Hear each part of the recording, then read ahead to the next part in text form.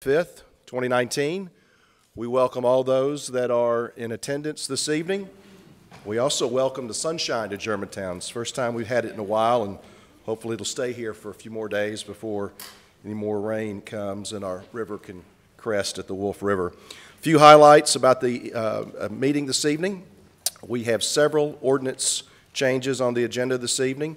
Also this evening, we will, at the end of our meeting, we will meet as a beer board to hear a suspension and revocation of a beer license case. With that said, this evening our invocation will be led by Pam Beasley. Our presentation of the colors will be led by Scout Troop 86 from 2nd Presbyterian Church at Poplar and Goodlet. Please rise.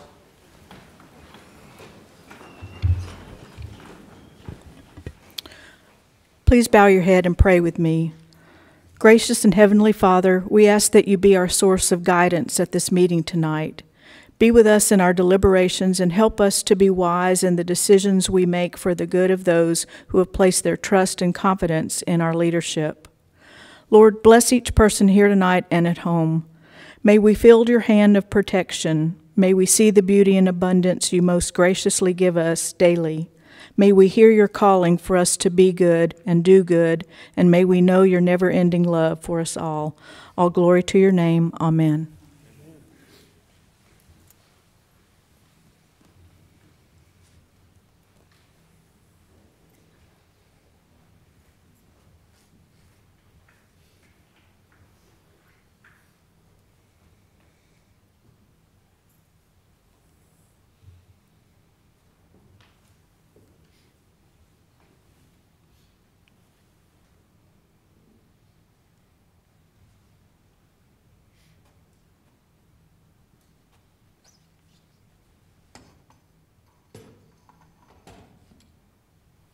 Join me in the Pledge of Allegiance. The Pledge of Allegiance to the flag of the United States of America, and to the republic for which it stands, one nation, under God, indivisible, and liberty and justice for all. Please be seated.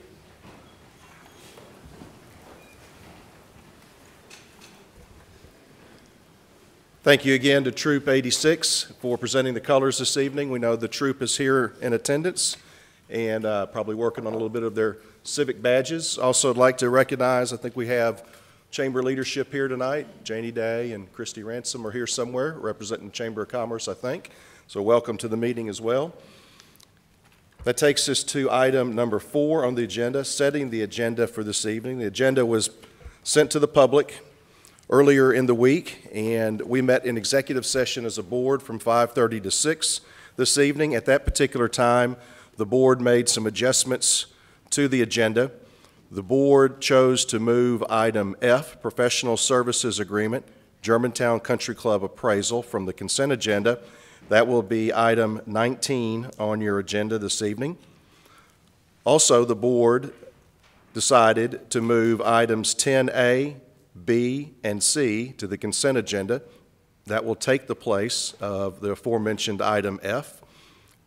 So now 10 will be item F. And again, if you're scoring at home, the agenda had the beer board was item number 19. In actuality, we would adjourn as a Board of Mayor and Aldermen after item 19, and we will convene as the city's beer board. So the item for suspension revocation of beer license for the Fresh Market at 9375 Poplar will actually be item 1 on the beer board. Are there any other modifications to the agenda at this time? Yes. In light of the meeting that we had at 4:30 today, I think the board would benefit from discussion and vote on the limits on our time and the selection of our parliamentarian. So I'd like to make that motion at this time. The motion would be to discuss the limits on debate and the selection of the parliamentarian. It has been moved by Alderman Massey to include on the agenda the issuance of a parliamentarian and limitation to the allotment of time. Did you prepare this in writing or anything? Mayor, we've been in a meeting since 4:30, so no, I didn't have time to prepare. What did you prepare before that? It's often helpful to be able to, because obviously I'm trying to remember what you just said. So have you written it down? Well, with all Go due ahead, why don't you respect, repeat it another time? well, let me explain myself. We Just had a repeat meeting the- at 4:30. Well, just We repeat didn't the learn mo- that we were selecting a parliamentarian until we got to the meeting, so Yeah, we're that's not part of the reason. selecting a parliamentarian, or we weren't discussing that at that meeting. You came late. So just state your motion for me, please. Okay. So I'd like to make a motion to discuss the limits on debate and the selection of our parliamentarian. Do you have that, clerk? It's been our accepted practice that we present to the public an agenda ahead of time. When we bring things from the floor without making the public aware of that, we don't allow the public to be able to be here, not necessarily engage, but know that we are going to be discussing a particular item. So please keep that in mind, Board, as we conduct the work of the people of Germantown. That has been brought forth in the form of a motion. Is there a second? I'll second that, Mayor. Thank you. Please call the roll. No debate. We're not going to discuss it. I believe that just setting the agenda is not a debatable item. We're just setting the agenda. Go ahead, call the roll. Alderman Sanders. Yes. Alderman Gibson. Yes. Alderman Massey. Yes. Alderman Owens. No. Alderman Yonda. No. The motion carries. It'll be added to the agenda as this particular time is item 20.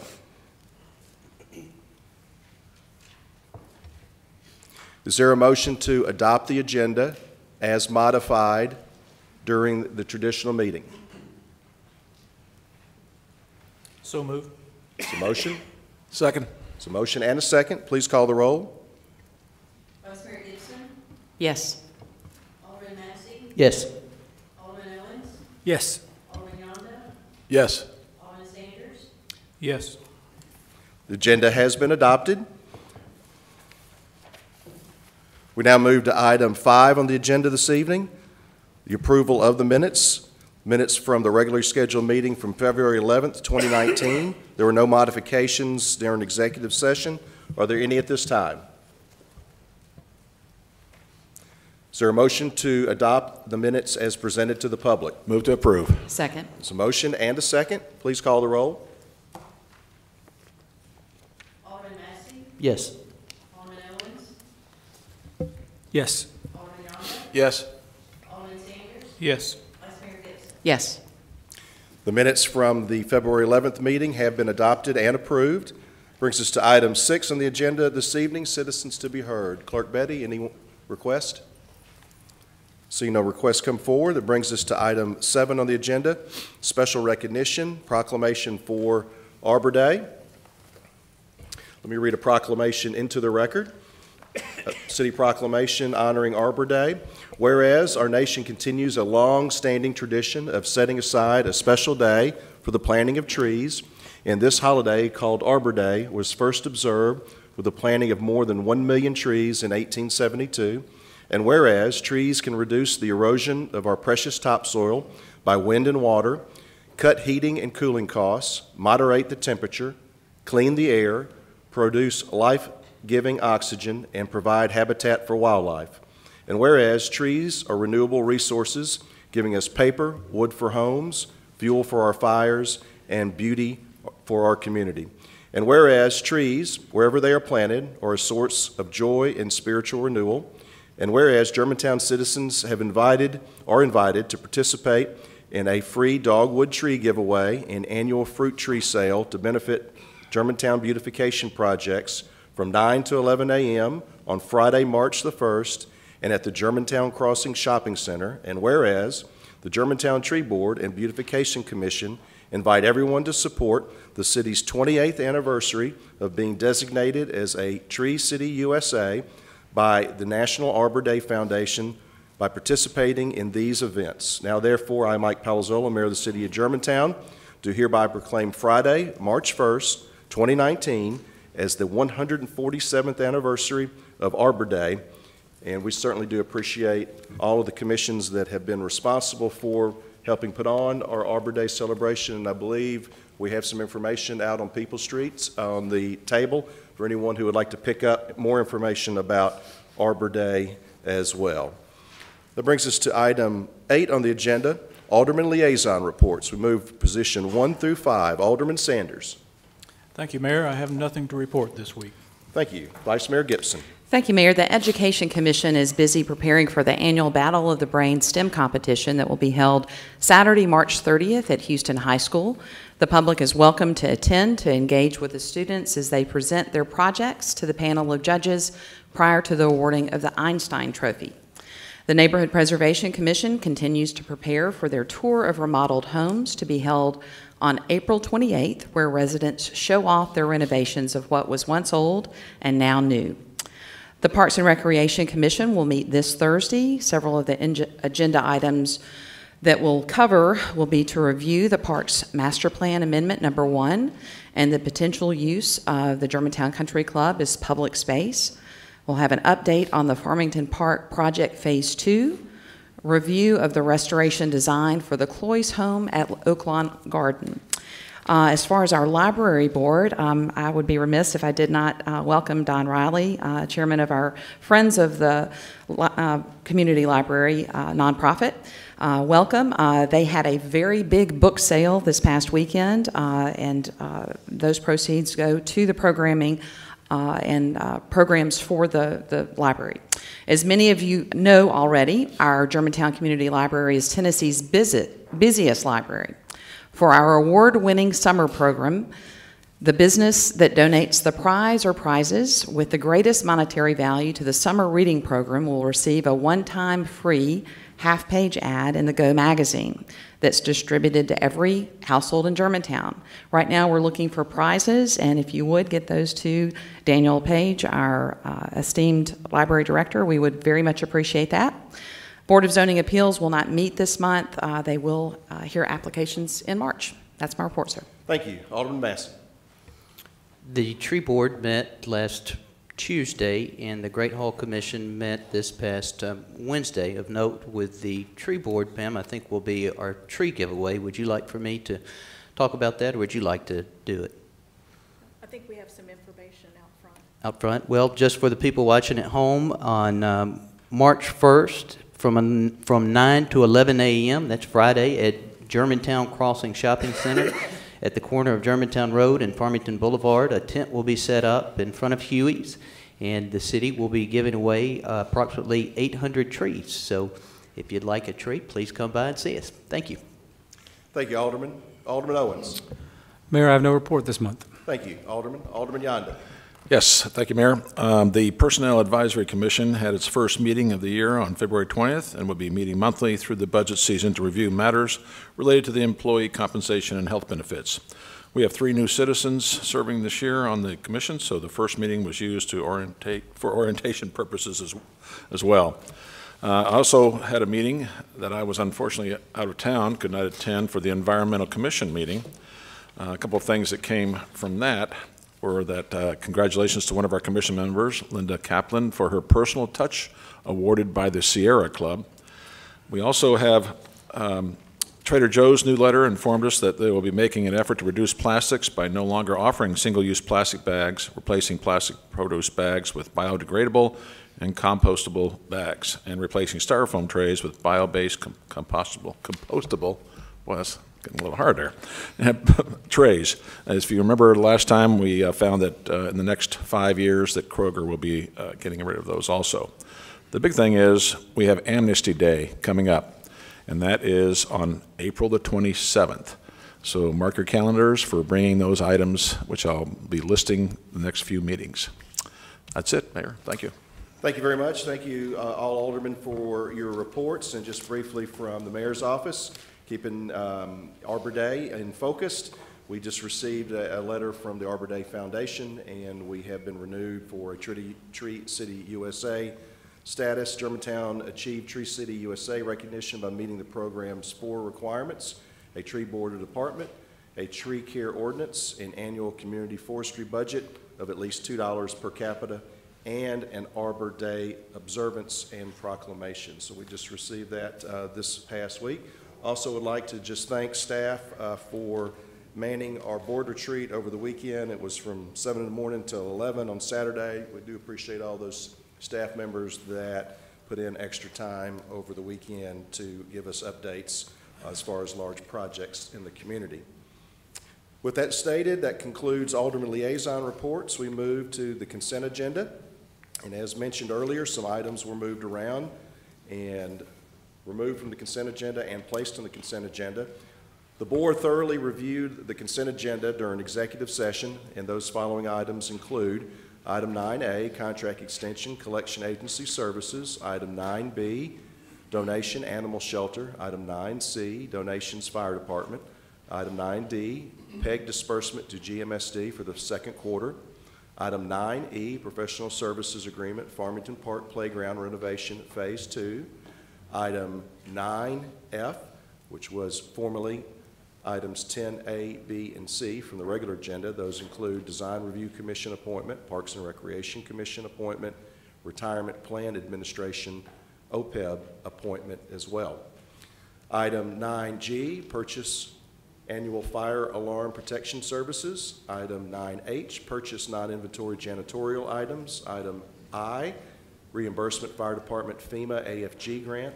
And item 9J, Reimbursement Fire Department Tennessee Task Force 1.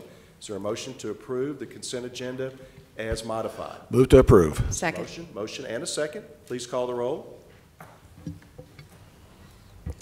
Alderman Owens, Yes. Alderman Yonda. Yes. Alderman Sanders, Yes. Vice Mayor Gibson. Yes. Alderman Massey. Yes. Consent agenda is adopted. Takes us to the regular agenda for this evening.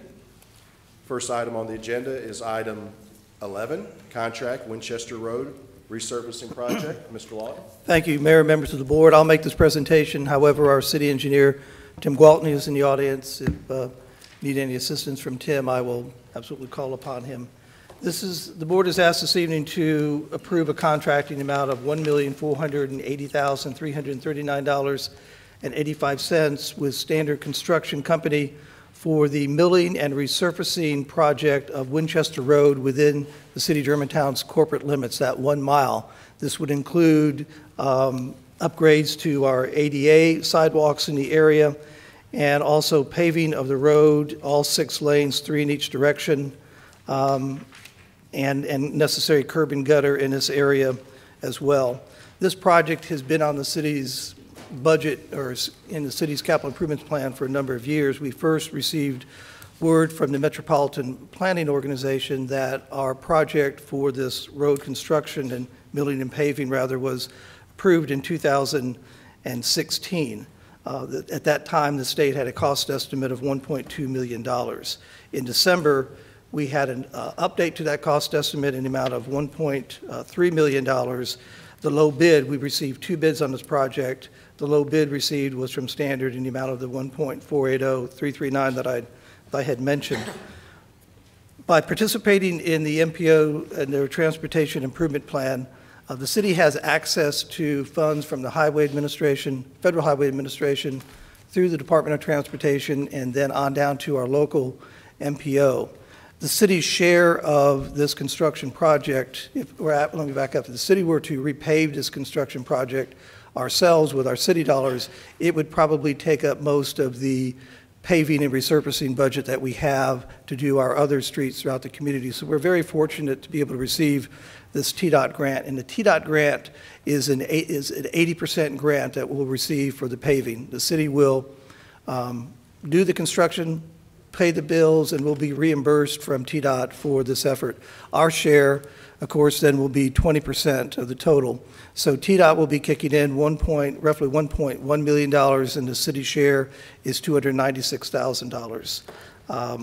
We have received, because it did come over budget, we've received word from the Metropolitan Planning Organization that they will provide the additional funding to make this project whole so we can proceed. And we'd like to get this work encumbered and the work underway. Mayor, I'm available for questions, or Mr. Gwaltney is here if you have any of Tim as well.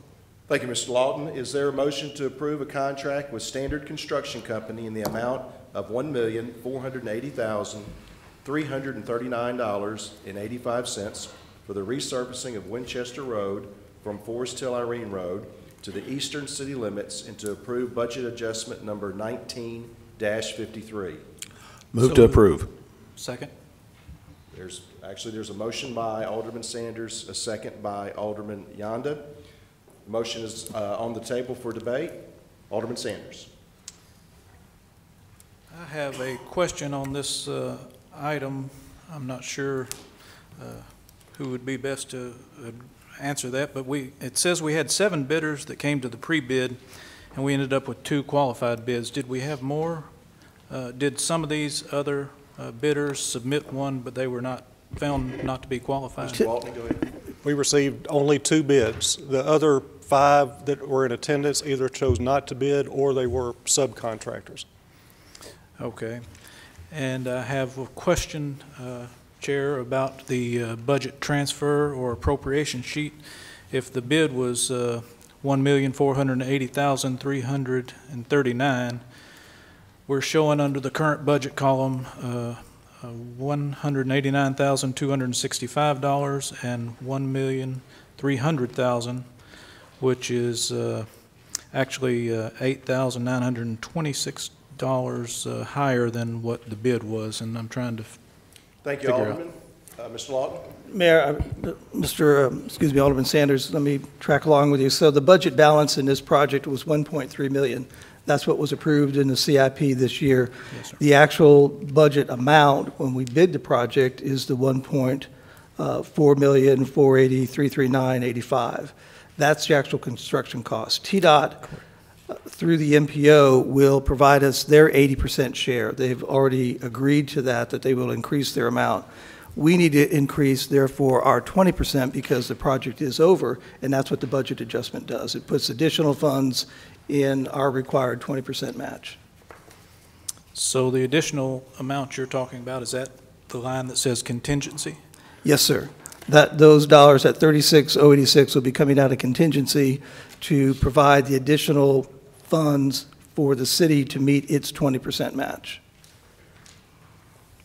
Okay, thank you. Thank you. Alderman Massey? Mr. Lawton, is there any chance for us to recover any of these costs from the developers along Winchester Road? If there's, I'll let Tim respond to that. For repaving, no. I mean, if Winchester had not already been improved to its ultimate width, then yes. But didn't Mr. Lawton say we're also going to be putting in some sidewalks and making some improvements? That's correct. Could we not look to the developers for payment for some of those costs? Well, I mean, I guess technically the answer is yes. On some of those undeveloped properties, they would be required to put in sidewalk. Okay, so are we going to seek reimbursement from those developers? We have not looked that far ahead at this point. That's something that could be looked at, yes. But then we'd have to then negotiate with TDOT to reimburse TDOT's 80%. Sure. Typically the way, sorry. Go ahead, Mr. Lawton. Typically the way the development contract works when someone is developing a new, let's say, subdivision or commercial development along, let's say, Winchester in this case, we know what the impact is going to be in the development contract, and we will calculate what their contribution is going to be to either widen the road, extend the sidewalk, do those type of improvements. In this case, we have none of that. This is simply resurfacing an existing road within our community that the developer is not impacting one way or the other, and we don't know when development will come along. I don't know if we can go back, and Mac, you can address this, and seek any kind of contribution, let's say from the Hyatt or from First Tennessee. Those are existing buildings there. Much like we're not doing that with the work we're doing along Germantown Road and Wolf River Boulevard. Those are existing and established businesses. There are no new developments taking place as a result of this. This is simply a road improvement project.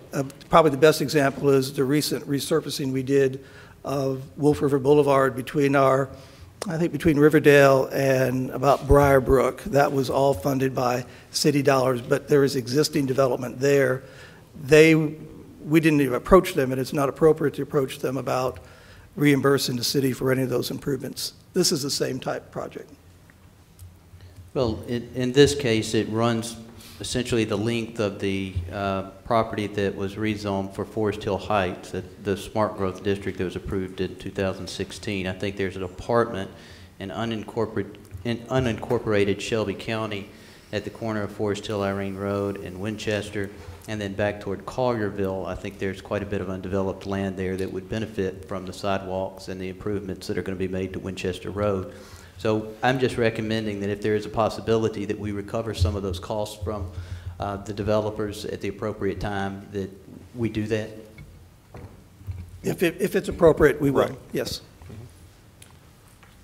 Alderman Owens. So, not to belabor this, but as these sites move forward with a project development contract, I believe it would be justifiable to put that in as a cost that they would pay us back, if you will.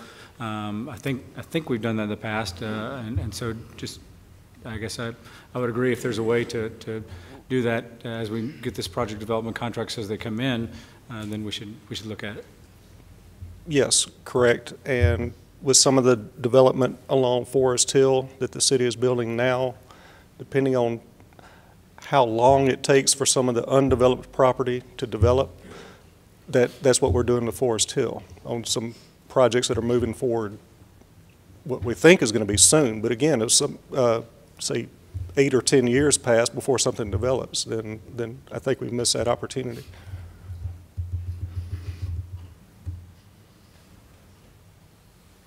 Any other debate on this issue? One more Alderman question. Sanders? I'm sorry to go back to my previous question about the budget transfer or an appropriation sheet. I thought maybe I was adding the wrong column, but I looked at it again. Under the column current budget and also proposed budget, those numbers add up to more than what the bid is. So I'm trying to understand why it's not just $1,480,339 rather than they're adding up to $1,489,265. We're only looking at the I may portion be- that's coming from the city. The budget adjustment only addresses the city's 20%, making sure that we have our 20% available for the project, and we're pulling that out of contingency. The rest of the funding for the full project amount, we'll bring a budget adjustment to the board at the end of the year once we have that.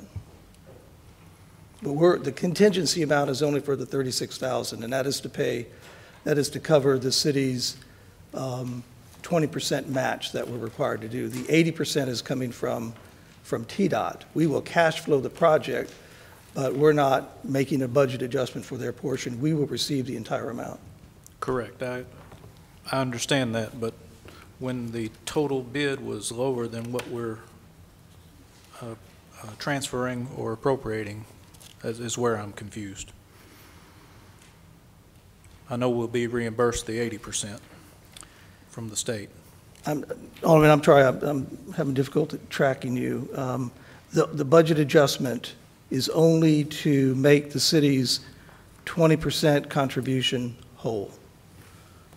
So we know we have to pay more in terms of the 20% because the bids came in higher. Instead of, we had a budget of 1.3, they came in at 1.4. We have an expenditure of 20% that we have to meet. We're not addressing the overage on TDOT's part, only what we need to fund on the 20%.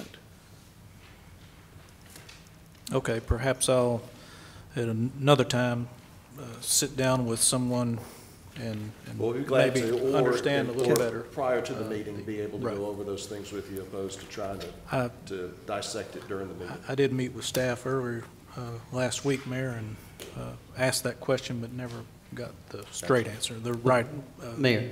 understandable answer for me. I'm sorry. Yep. Thank you. Mayor, I actually am glad that he asked the question because it's something that I missed. If you don't mind, if maybe he could give us the math that he's doing on his paper so that we could all understand, so the city administrator could understand. It would be very helpful, 'cause I'm not exactly sure what numbers you're talking about. Can you give us the math, Alderman Sanders? On the budget appropriation sheet, there's two lines. One says contingency, the other says other improvements. So under the column that says current budget, there's a figure of $189,265, and on the other improvement line is $1,300,000. Right. Also, under the proposed budget column, the contingency says $153,197, and under the other improvements is $1,336,068. Both those columns add up to the same number, which is $1,489,265. So I was confused why it added up $8,926 more than the bid. It's not intended to. So if you look at the contingency amount, we had $250,000 at the start of the fiscal year for capital contingency. We now have a current budget balance of $189,265. We are going to pull from that to meet the city's 20% requirement, $36,068. Our budget for this project was $1.3 million. We're going to add the $36,068 to that project line item to make it the $1.336. Again, we're only dealing with the city's 20% match, not the 80% from TDOT. The fact that those add up close, it's apples and apples. This is the budget adjustment to make sure that we have our 20% in hand. Okay. Thank you, Alderman Sanders. It's a budgeted item, not an actual. Any other debate on this particular item? It's properly motioned to approve a contract with Standard Construction Company in the amount of $1,480,339.85 for the resurfacing of Winchester Road from Forest Hill Road to the eastern city limits to approve budget adjustment number 19-53. Please call the roll. Alderman Yonda? Yes. Alderman Sanders? Yes. Vice Mayor Gibson? Yes. Alderman Massey? Yes. Alderman Owens? Yes. The motion is adopted and carries. I know that our scouts are needed to make another appointment tonight, and so I know we got you out a little bit late. We want to again recognize Troop 86 from Second Presbyterian Church. Thank you for presenting the colors this evening. Thank you for your patience. Hope you learned a little bit about governing tonight. We'll wait for you to file out as you do so.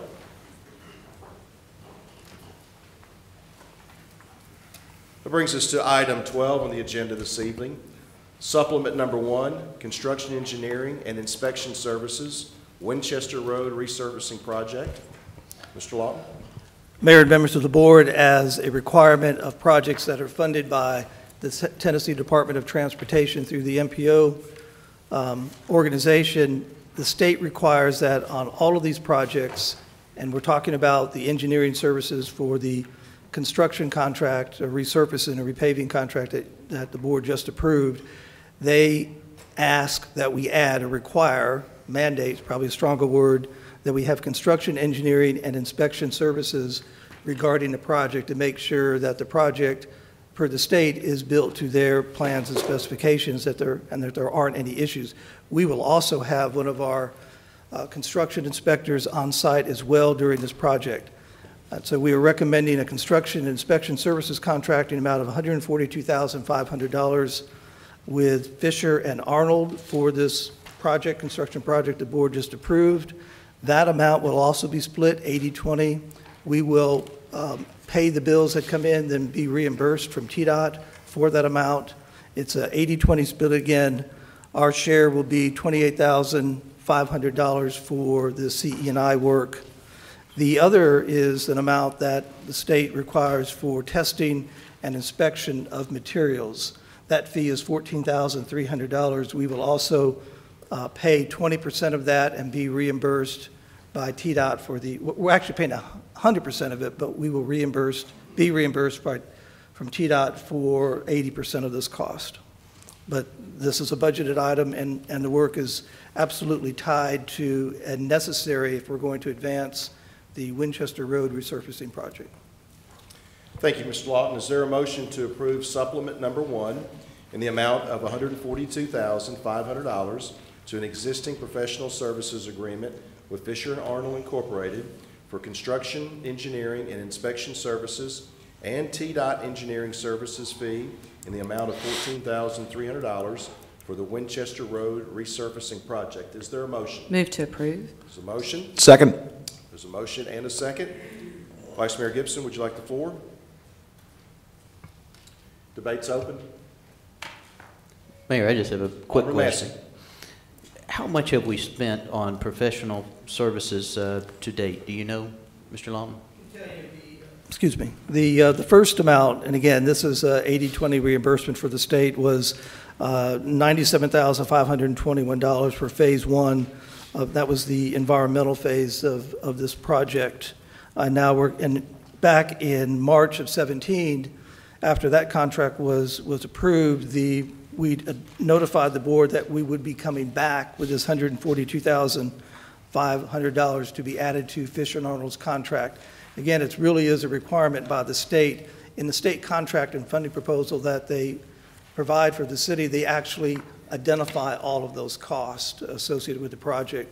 The one that they were low on was the actual construction cost, but this $142,500 lines up exactly with what the state said the CE&I costs, the construction and engineering inspection services would be. Okay, so prior to 2017, we didn't have any additional professional service fees related to this project. Tim, that is correct. That is correct. This project, as we mentioned, had been in the Transportation Improvement Plan with MPO for over 3 years, and we're just now getting around with TDOT funding to move forward with the project. Okay, thank you. Any other alderman would like the floor? It's been moved and properly seconded to approve supplement number 1, the amount of $142,500 to the existing professional services agreement with Fisher & Arnold Incorporated for construction engineering and inspection services and TDOT engineering services fee, the amount of $14,300 for the Winchester Road resurfacing project. Clerk, please call the roll. Alderman Sanders. Yes. Vice Mayor Gibson. Yes. Alderman Massey. Yes. Alderman Owens. Yes. Alderman Yonda. Yes. Motion carries and is adopted. Brings us to item 13 on the agenda, development contract number 1226 and final site plan for new cell tower at Madonna Learning Center located at 7007 Poplar Avenue. Mr. Ross. Thank you, Mayor, members of the board. The item in front of you is development contract 1226, including the final site plan approval for a new wireless transmission facility at the Madonna Learning Center. On behalf of Prime Development, Mike Fay has proposed the new T-Mobile cell tower relocation. They are currently in a cell tower that is inside the MLGW tower. This is another existing cell tower that you approved some recent wireless transmission facility modifications on, and their tower location will be in the relocated tower from the MLGW tower will be in this new location. This is a site plan that you are considering tonight. This is for a 140-foot tall cell tower that will accommodate 3 to 4 carriers. It's placed in their side yard, approximately 15 feet from the west side property line, 75 feet west of the existing school building, and 150 feet from the curb of Poplar Avenue. The equipment compound is 21 by 80, enclosed by a 6-foot wood fence that's 10 feet from the west side of the property line. Their neighbor to the west is Millstone Nursery, no neighbors to the south or to the north, and their neighbor to the east on the other side of the school is a single-family house. This item went before the BZA for wireless transmission facility to be considered on a use on appeal per section 2386C2. In August 14th, they granted that use on appeal with a monopine design considered as part of that, although that was not part of BZA's approval. In September of 2018, Planning Commission granted site plan approval again with the monopine design. And then September 25th, the DRC granted approval of the site plan, landscaping and aesthetics that we've already touched on, and went with a monopole design to blend in with the existing TVA towers. So something that looks more like this. This is the view looking north and west, eastbound on Poplar Avenue with the monopole incorporated into the landscape. The Design Review Commission asked for a comparison of both the monopine and the monopole as part of their decision, and they voted on and moved forward to this board, and so that is what's presented in front of you tonight, the monopole design to move forward as it, in their opinion at the DRC, blended in more with the existing MLGW, TVA, power line transmission in this area. So the request in front of you tonight is a two-part request, and that is to approve the site plan final design as well as to approve the development contract 1226. This request is compatible with the Germantown Forward 2030 technology strategic objective of a citywide technology infrastructure that supports and sustains individual educational, government, and business demands, as well as being in alignment with the zoning ordinance 2386 H5C, that new cell towers shall be designed for multi-tenant on initial installation.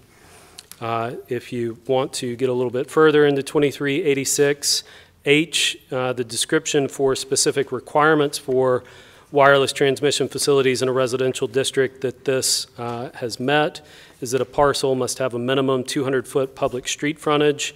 Associated buildings and structures must meet the minimum setback distances of the zoning district. The applicant's engineer must provide documentation that the facility meets or exceeds the ANSI standards for radio frequency transmission, that the tower can be no higher than 140 feet, it's designed for shared use, and that it has buffer strips on the outer perimeter of the property. This cell tower complies with the exception of two waivers that it receives, 20 feet from the side property line to Millstone Nursery. They provided technical justification that the national standards were met, and so the waiver was allowed. And they also requested a waiver for the landscape buffer to be reduced with the addition of significant physical features by the DRC. With this cell tower being located on a major road and no immediate residential neighbors next to the cell tower, DRC felt comfortable with this recommendation. I touched on, or I briefly showed the heat maps of the existing coverage and then the possible coverage that could be generated with this proposed cell tower. This is the existing coverage without the addition of the cell tower, so you can look at this significant amount of red on this map, which is not a good thing. And then with the tower being added to 140 feet, you can see that that red transitions to a larger amount of green on this map. And that's a model that was provided by the applicant, generated by T-Mobile. That is our presentation. Happy to answer any questions. Thank you, Mr. Ross. Is there a motion to approve project development contract number 1226 and final site plan for a new cell tower at Madonna Learning Center located at 7007 Poplar Avenue? Is there a motion? Move to approve. Is there a motion? Second. There's a motion and a second. Alderman Yonda, you have the floor if you choose to. Floor is open for debate. Alderman Sanders. I have some questions. Through the entire process until it got to design review, it was always proposed as a monopine. The new monopine is much more pleasing to the eye than the old ones. And I am curious, even the application to the Design Review Commission said monopine. So I'm concerned about the change from monopine to the monopole. I would encourage my fellow aldermen to consider that. I would ask, is the diagram that we have on the screen now, is that to scale? Yes, it is to scale. Okay, because I visited the site today, and those towers that the transmission lines are on are 100 feet tall. And the tower that's currently on the back of their property is 100 feet tall. This tower would be 40 feet above those towers. Now, I do agree, coming from this direction, it does blend in with the transmission towers, but if you were coming as a citizen or resident coming from the east going west, you would see that, for lack of a better term, the naked antennas above, since that is on the crest of a hill. I also talked to Miss Tricia Hunt, who is the owner of the Millstone Nursery. She did not know of the change. All the conversation she's had with anyone about this was mono pine. I did stop at Madonna and talk to the director there. They have no opinion one way or the other. So I guess my next question would be, after making those statements, looking through the application packet and all the notes, would the monopole versus what it is now versus that monopine, would that have changed any opinion of our BZA or our Planning Commission that voted on this project to begin with? Well, Alderman, that's somewhat of a rhetorical question. I mean, it's hard for anyone to be in the mind of those members. I mean, are you just making a statement? Maybe I should put it this way. Our two alderman liaisons that sit on those commissions, would that have swayed their opinion one way or the other? And if they have an opinion of the normal processes at those levels, would it affect it? I'll allow them, when they have the floor, if they want to address that or not. So. Mayor, I guess I will raise this as a point of order. Alderman Gibson. A point of order? Yeah, what's your point of order, please? So I think you make a good point about this. Since we can't speculate on what the BZA would have done, perhaps it should go back before them so that they can actually see what the issue is, rather than us having to speculate on what they would have done. So your point of order is, go ahead and state, what is your point of order?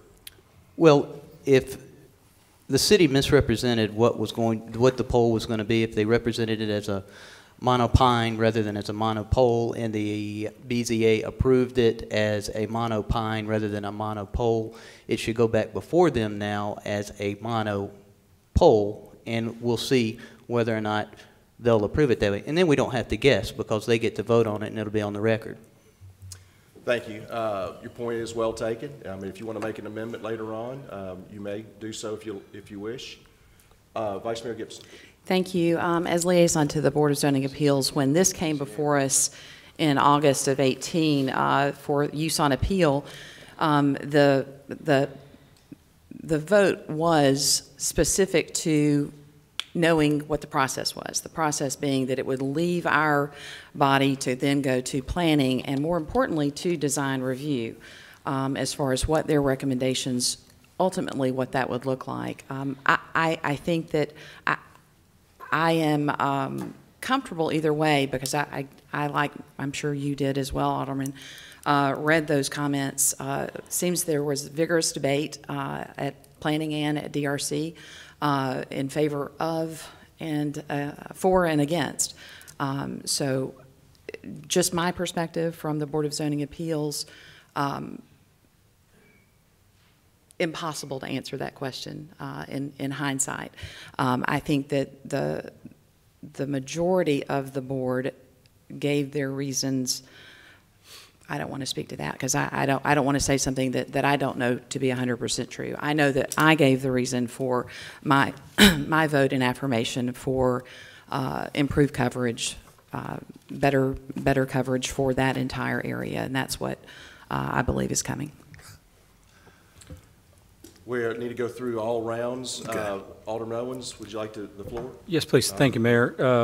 And I know we're not supposed to address each other, if I may address through the chair, Alderman Sanders. Yeah, I remember the discussion, and there was discussion about the attributes, the characteristics of a monopine versus monopole. I think some of the members of the Design Review Commission felt, and it's really just a matter of taste, felt like, oh, is my microphone on? I'm sorry. Felt like a 140-foot pine tree is cartoonish and somewhat garish and attracts almost more attention to the unit itself, whereas as our Cameron, Mr. Ross pointed out, the monopole with the antennas fits in more, I guess fits in a little bit better with the existing MLG and W towers. It's sort of a utilitarian look. I don't like either way, and I don't really have a preference either way. I guess I would ask this of staff, if I may. Do we have, as this board, I mean, the process is Board of Zoning Appeals, and I would like to say the city didn't misrepresent anything here. The Design Review Commission has full authority in terms of aesthetics to make that decision and make that call. But my question to Mr. Ross is, and maybe to Mr. Our city attorney, do we have the authority to alter this? Can we approve a monopine if it is the board's desire, and assuming it is the applicant is willing to do so? The board, if I... Go ahead, Stan. The board has final say on the site plan. The site plan includes whether it's a monopine or a monopole. The applicant is, as they've gone through the process, has represented that monopine has been traditionally the preferred option in suburban and residential areas, so that's why they started with that. The BZA, of course, does not look at whether it's a monopine or a monopole. They look at whether it is a use that is allowed on appeal within a residential district. The Planning Commission then considered it presented both ways, and the applicant at length throughout Planning Commission, throughout the BZA, and throughout the Design Review Commission process also indicated that as shown here, the visual plane has already been broken by the transmission poles. As referenced in the minutes, I believe that they were called erector sets by the applicant, and so that was part of what the Design Review Commission considered in their recommendation for the aesthetics of the site plan before it came to this board. And so with that information, based upon that fact that we do have the ability to alter it, I would, as I've stated, I don't like either one of them, but it is very necessary, and I'm totally in favor and rise in favor of us putting a tower here. I think we all agree that one is needed without question, and so hence having no opinion, I will support the Design Review Commission's decisions tonight, but for what it matters, it will not hurt my feelings if the rest of the board would like to go with a monopine, and I can go along with that. Alderman Yonda? Yes, I just want to read what our background shows. I'm getting confused with who's approved and who hasn't approved. On September 25th, 2018, the Design Review Commission granted approval of the new wireless transmission facility, 140-foot cell tower with a traditional monopole design to blend in with the surrounding transmission towers, associated equipment compound and landscaping plan. I think based on the high wires that are there, the high power wires that are there and everything, that the monopole is definitely better than, and to use your words, Alderman Owens, I think it'd be a cartoon and a half sitting up there if it was a pine tree. I mean, it just seems that we don't have too many pine trees that are 140 feet tall, and it'd be hard to make it deciduous, that's for sure. But I think I'm okay with this as it is. It looks like it's gone through the proper procedures, and I plan on voting for it. Thank you. Any other debate on this item? Alderman Massey? Mr. Ross, what is the height of the current tower? Which tower, Mr. Massey? The current tower, the one that it's replacing? It's inside of the transmission tower, so it's limited in height to 100 feet. So if the existing location had a tower that was 140 feet, would it also provide an increase in coverage? I presume it would. Yes. How much that coverage would generate, we don't know. We were only provided with the maps that showed the coverage generated by 140 feet. And who owns the property where the tower is located today? That's in a MLGW transmission line property. Has anyone discussed building the tower at that site rather than at the school? You would have to ask somebody else. I don't have the answer to that question. We only have the application that's in front of you tonight. Alderman, the applicant's here. Would the board like the applicant to come forward? If you could come forward, sir, and just state your name and address for the record. Make sure the green button is on and you can adjust the microphone up for height. Thank you, Mr. Chairman. Alderman Massey, first let's go back to the DRC. When this application was submitted, it was submitted as a tree. When the subcommittee met, they asked us to submit additional documents so they could see the monopole. In this particular application, there's a bit of information that's also been missing, is that when we started this process... I'm having a little bit of a hard time hearing you. When we first started the process, you may have heard of a dog park cell tower. Did that come across your desk? Not that I recall. It was just on the other side of Poplar. That case was being heard the same night as the BZA, and as a result of this application, due to the topography of this particular spot, what the city was able to enjoy was taking two towers and combining them into one. So we started with T-Mobile. By the time we got to Planning Commission, we had T-Mobile and Verizon. Two carriers now able to increase their service. When we look at the old towers that are in the neighborhood, they are so low due to the topography. We've all been down Poplar Pike, and as you look up, you can see this hill. As Alderman Sanders said, it goes up, it's on the bluff. It's the perfect spot. What you're missing when you see this particular application is the beneficiary is the Madonna School. Not MLG&W, our school in our city. Now, the other questions that came up, whether it's a monopine or a monopole, ladies and gentlemen, I can tell you as the applicant's representative, we'll do whatever you want. We've already done that when we were at the DRC. We're happy doing either way. We do believe that, I think one of the members of the DRC told me later that they thought it was lipstick on a pig. Being the guy who likes to call these TVA towers erector sets, that was the driving point, was when you drove up that they would blend in with those sets. Unfortunately, this particular picture taken in the middle of the day, what you can't see is all the erector sets. So as you drive up, yes, it may look stark right now, but it's because there's no shadow on those towers. Alderman Sanders, we also tried to produce documents coming in the opposite direction, and they just look so self-serving that we did not supply them due to the tree line that was there and your line of sight. So, ladies and gentlemen, we do want you to be very happy that staff and the board vetted this project. We went through the process as requested, and as staff was asked from various boards, can you get this information? It was produced on a timely basis. But our biggest concern tonight is that we have a limited time to install the foundation, install the pole, install the antennas, and stay off the property when the school's in session.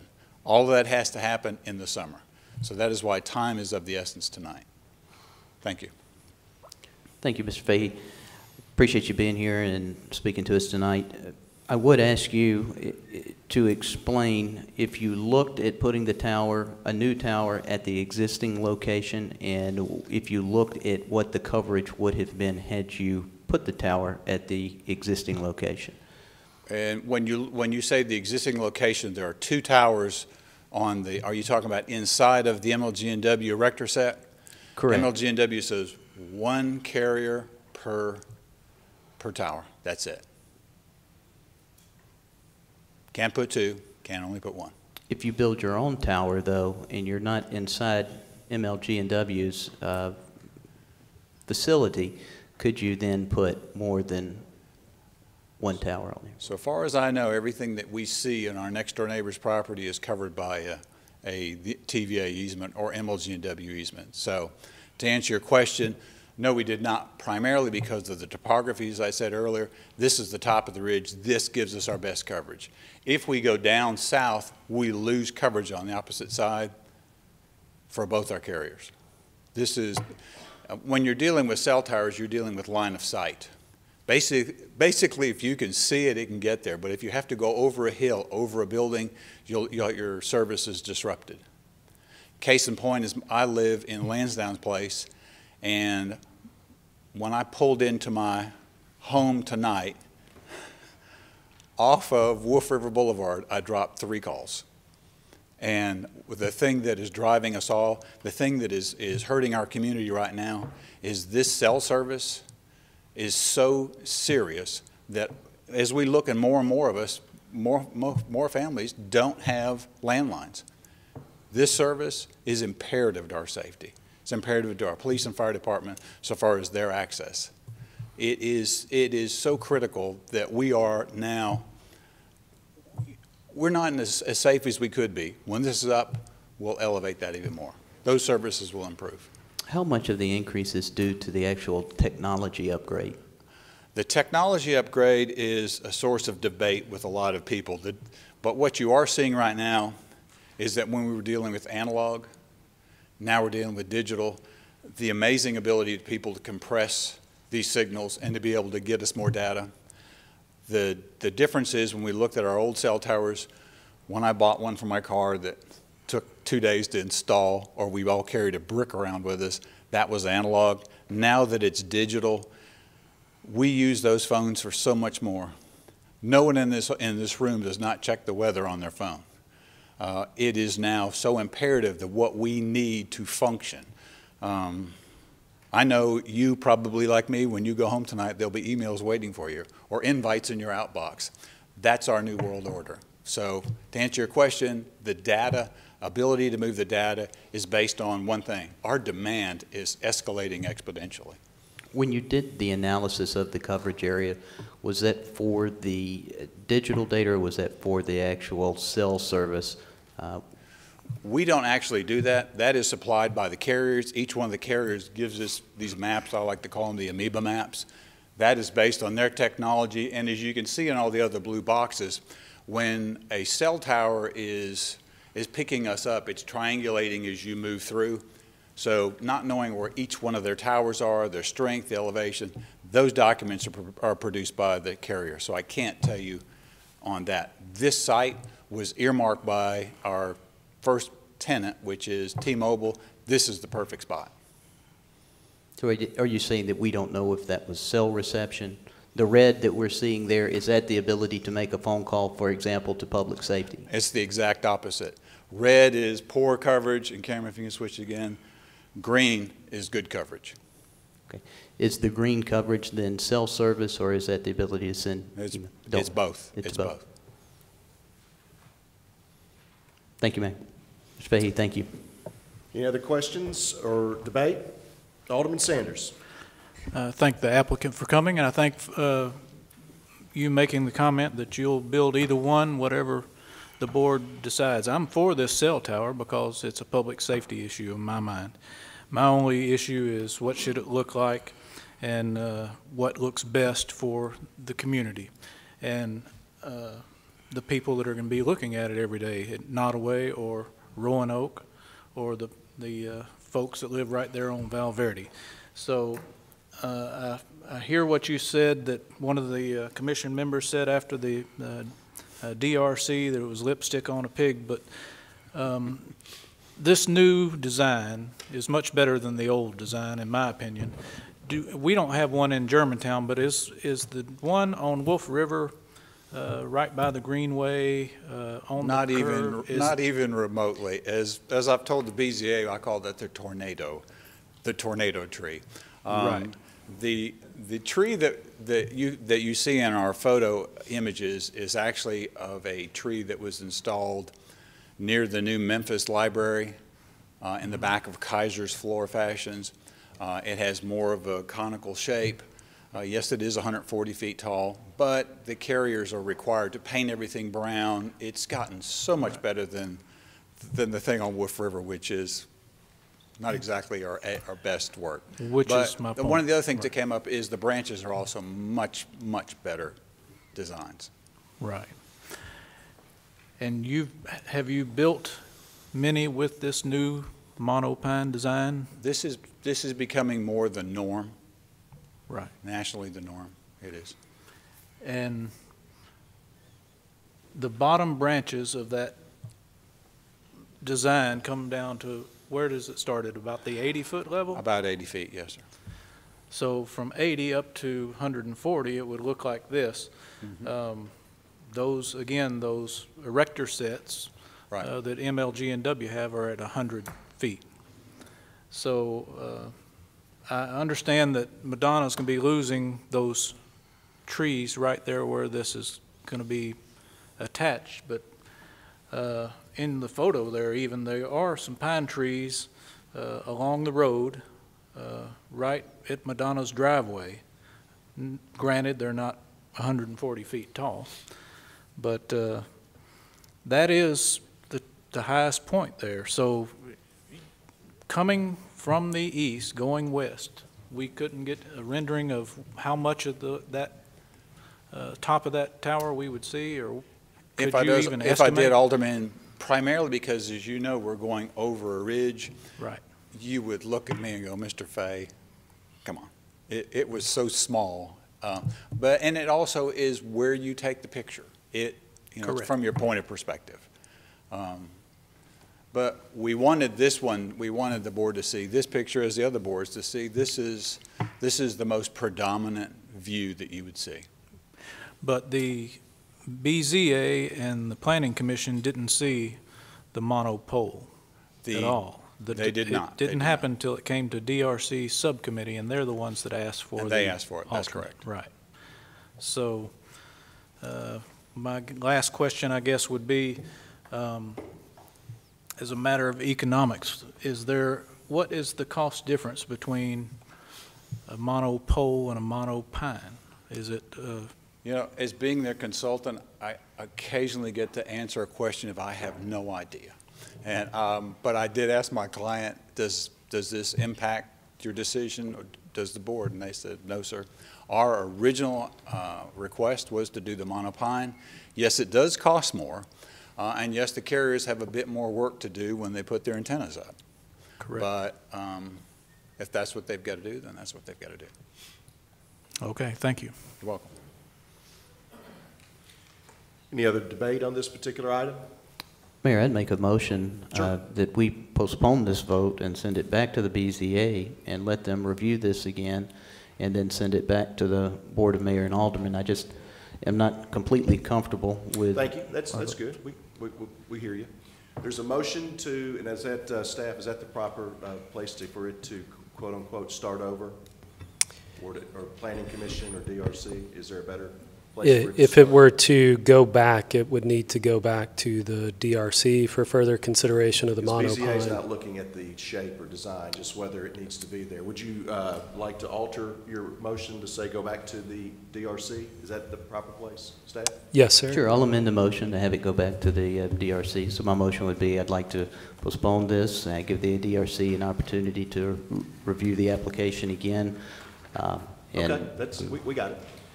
It's been brought forward in the form of a motion. Is there a second? I'll second that just to see if it passes, if they would It's been make seconded. that Thank you. consideration. Go ahead and call the roll. Alderman Sanders, Yes. Vice Mayor Gibson, No. Alderman Massey, Yes. Alderman Owens, No. Alderman Yonda, No. The motion amendment fails. We move back to the original motion. It's been properly moved and seconded to approve project development contract number 1226 and final site plan for a new cell tower at Madonna Learning Center located at 7007 Poplar Avenue. Please call the roll. Mayor, may I make an amendment, please? Sure. I would like to amend the motion to insert the words monopine. There's been an amendment to classify the pole as a monopine. Is there a second? Second. It's a motion and a second. Please call the roll on the amendment. Alderman Massey? Yes. Alderman Owens? No. Alderman Yonda? No. Alderman Sanders? Yes. Vice Mayor Gibson? No. The motion does not carry. We move back to the original motion. It has been properly moved and seconded. Please call the roll. Vice Mayor Gibson? Yes. Alderman Massey? No. Alderman Owens? Yes. Alderman Yonda? Yes. Alderman Sanders? I'll vote yes because I don't want to hinder our cell phone service in Germantown. The motion carries and is adopted. That takes us to item 14 on the agenda this evening. Ordinance 2019-5, Amendment to Zoning Ordinance, Chapter 23, Smart Code Site Standards, third and final reading. Mr. Ross. Thank you, Mayor, members of the board. As this is third reading, I'll go through this as quickly as possible, but this is to update the existing regulations as it relates to widths of driveways, parking lot entrance features, and other curb cuts within the smart coded areas of the city, and bring it into conformance with the fire code and alignment with other sections of the smart code. This is what came to you on the first two readings, and it was to align section 23-793 with 23-792. 792 already had the words no wider than 30 feet.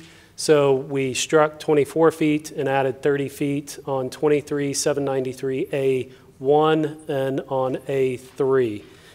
At the request of the board at the second reading and public hearing, you asked staff to consider options of putting in some language to allow conformance with TDOT standards when it is applicable. And so we added that language to both 23-792B2, where we already had the 30-foot number, and then we added it as an additional section, so 23-793A4. When applicable, the requirements of this section shall be subject to the conformance with the Tennessee Department of Transportation requirements for state highways. So that is what we bring to you on third and final reading based on the request to amend at the second reading and public hearing. Thank you, Mr. Ross. Is there a motion to approve on third reading Ordinance 2019-5, amendments to Chapter 23 of the Municipal Code, Germantown Smart Code Ordinance, site standards related to driveways? Is there a motion? So moved. There's a motion. Is there a second? Second. There's a motion and a second. Alderman Owens, would you like the floor? No. Oh, except to say that, just to reiterate, that this is... So you're changing your mind? Yes, I'm sorry. Go right ahead. Except that I want to change my mind. Just to reiterate what Cameron, what Mr. Ross said, that appreciate you adding in the conformance to TDOT standards when applicable. Thank you. That must be planner to planner type deal. I got you. All right. The debate's open. Anyone else like the floor? It's been properly moved and motioned. Please call the roll. Alderman Massey? Yes. Alderman Owens? Yes. Alderman Yonda? Yes. Alderman Sanders? Yes. Vice Mayor Gibson? Yes. Motion carries and is adopted. Move to item 15 on the agenda. Ordinance 2019-6, Amendment to Zoning Ordinance, Chapter 23, Wireless Transmission Facility, third and final reading. Mr. Ross. Thank you again, Mayor and members of the board. This, again, is third reading for 2019-6, which is modification of the Wireless Transmission Facility Standards 2386. The purpose of this is to update those existing regulations as it pertains to the review process for existing facilities and ensure conformance with changes for recently adopted standards in 2018 by the FCC as well as the state of Tennessee legislature. The framework as it relates to to FCC 18133 is the addition of local fees, which have already been added to the resolution on revenues that you approved, as part of the fiscal year beginning on July 1, creating state and local requirements to govern the small facilities deployment, and then regulating the capacity at which these can be authorized and setting terms for the wireless infrastructure in public rights-of-way. So the state then, under the Charter Amendment 819, created the Competitive Wireless Broadband Investment, Deployment, and Safety Act that created uniform application, again, fees, application requirements, so the batching that we discussed at the first and second reading, time limits as it relates to how long these can be reviewed before being approved, general limitations of what can and can't be regulated, regulations as it relates to the right-of-way and to public property, installing new or modified facilities, and then aesthetic plans where appropriate. In other words, what these facilities look like. So the proposed text amendments that are brought in front of you tonight for third and final reading are two-part. One is related to the review process of minor modifications to existing wireless transmission facilities, and that includes co-locations, replacement, or the addition of new equipment. What you'll notice in the ordinance is that staff, along with the city attorney, made some changes to add headings in order to clarify existing facilities versus new facilities and reorganize the language accordingly within 2386C as it related to the review of those existing facilities. And then Section N of 2386 is the small wireless facilities addition to the ordinance, and that establishes policies and procedures for the placement of small cell wireless facilities in the public rights-of-way and on private property. This established the application fee, the annual fee, and also aligned with definitions, and we worked with the city attorney's office and MTAS to go from the model ordinance. We have an application that's been prepared. This application will be used by the providers as part of the batching. We designed it based on the regulations provided. I've neglected to mention in my opening presentation that the application from the Planning Commission to move forward under their guidelines provided by the ordinance 2367 to be able to make this application to the board was provided to you in your mailboxes at the request of one of the aldermen at the last BMA meeting. So we find ourselves at third reading with those modifications. We hope that the addition of the standards, the standard headings for new facilities and existing facilities and reorganizing the language so that it had a little bit more clarity instead of repeating itself makes this something that we can all be comfortable moving forward with, and happy to answer any questions. Thank you, Mr. Ross. Is there a motion to approve on third and final reading Ordinance 2019-6, amendment to the Germantown ordinance related to wireless transmission facilities? Is there a motion? So moved. Second. There's a motion and a second. Mr. Sanders, would you like the floor?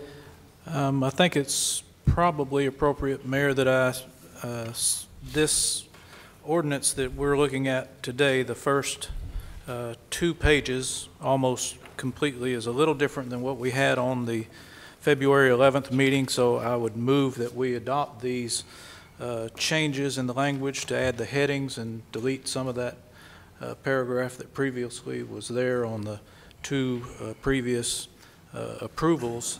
I met with staff and voiced concerns about the problems, confusion in the language. I talked with our city attorney and explained some of the issues that I was seeing and having with it, and I think maybe others were based on our discussions last meeting. and I move that we adopt these into this new third reading. And I'll ask our city attorney for some clarity. So what's before us this evening, is this the final version for third and final reading with all modifications or any other adjustments made in the first two readings? Yes, sir, it is. Okay. So you want to go back to, I'm not following you. Point of order, Mayor. Yes, what is your point of order? I think the problem is that these amendments weren't properly presented to the board at a public hearing. Staff took the opportunity to make these amendments outside of a public meeting, which is probably not permissible.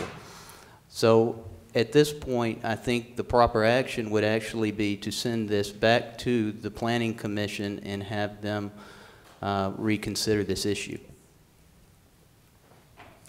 I'll take your point. It's well made. Do you want to make a motion to that effect? Sure. I'll make the motion that we postpone this vote and we have the amendments sent back to the Planning Commission. Okay, that's satisfactory. Is there a second? Hearing no second, it fails.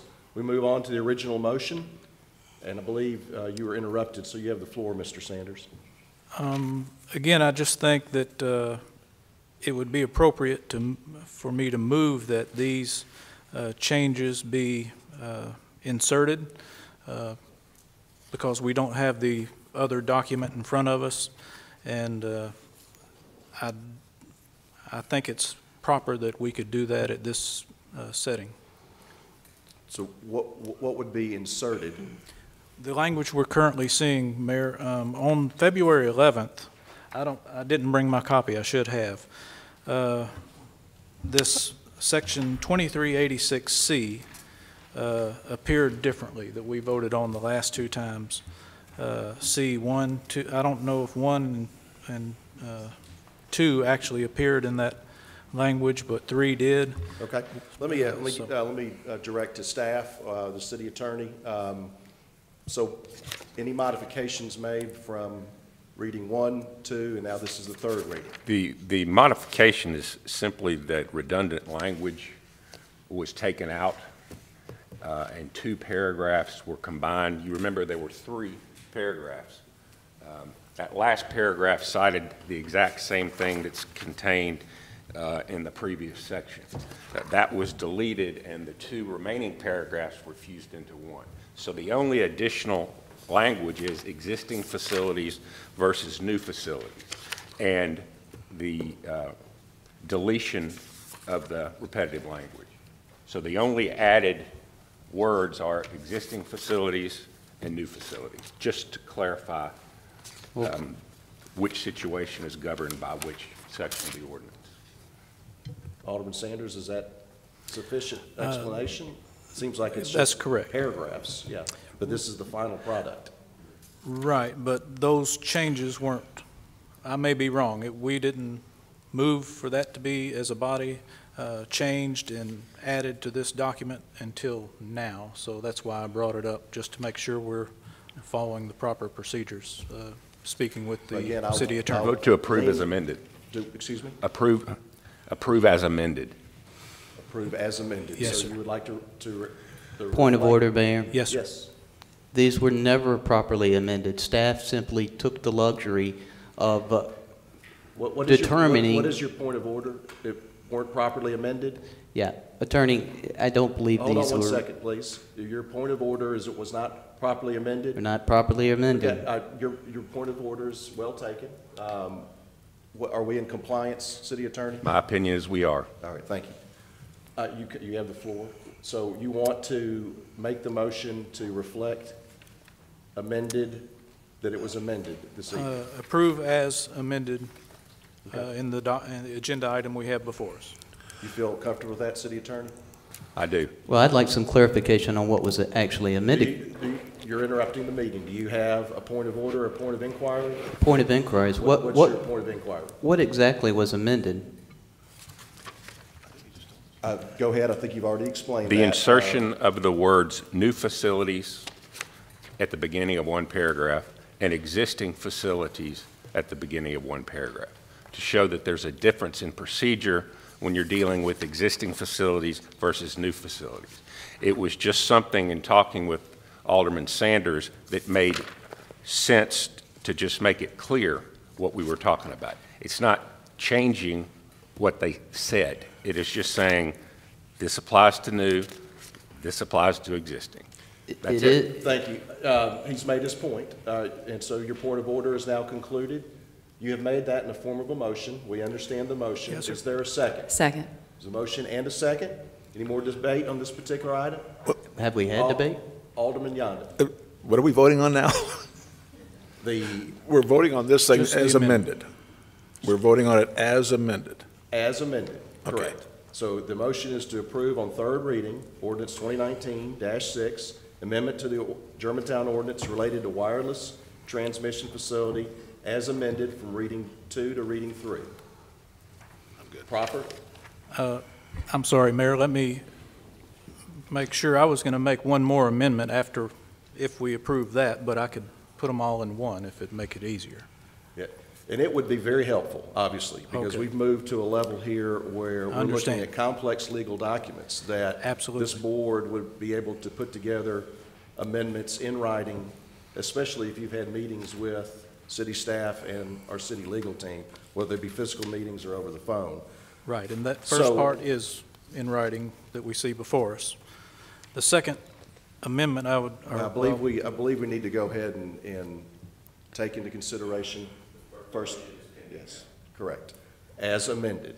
So it's been properly moved and seconded. Mayor, I Yes. still had discussion. I've had some points of order, but I'm not sure that I've ever had any discussion on this. Sure. He's amending the original motion so that we can debate that, okay? So that's on the floor right now, and it's been properly seconded. Let's call the roll so that we can debate that and add any other additional amendments.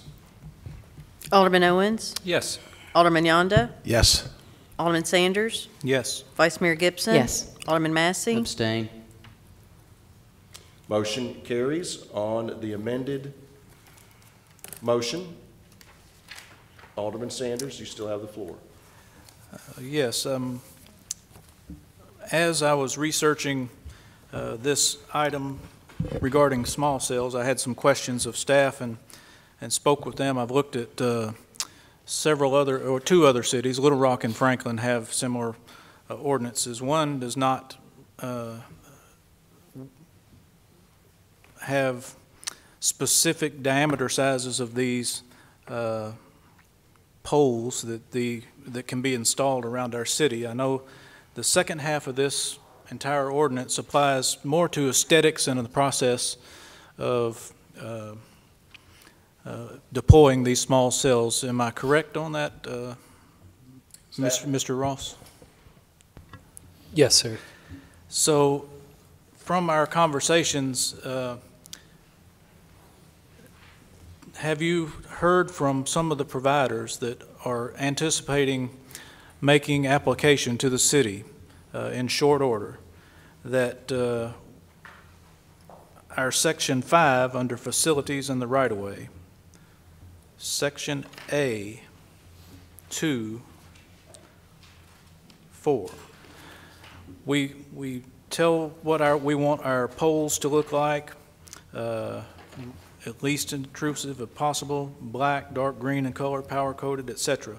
But we have a diameter size of 16 inches listed. Have any of our providers that are working to move forward expressed an issue with that amount, that 16-inch diameter? Yes, sir. We have one provider that has expressed that the outside diameter, as they are trying to design these poles to be as least intrusive as possible, would need an extra 2 inches in order to keep all the equipment in the base of the pole versus having to put a cabinet outside of the pole or more material on the pole itself. So by increasing that outside diameter by 2 inches from 16 to 18 would allow them to have all of the equipment inside the base rather than outside of the base in a cabinet or on the pole and cluttering up the pole even further.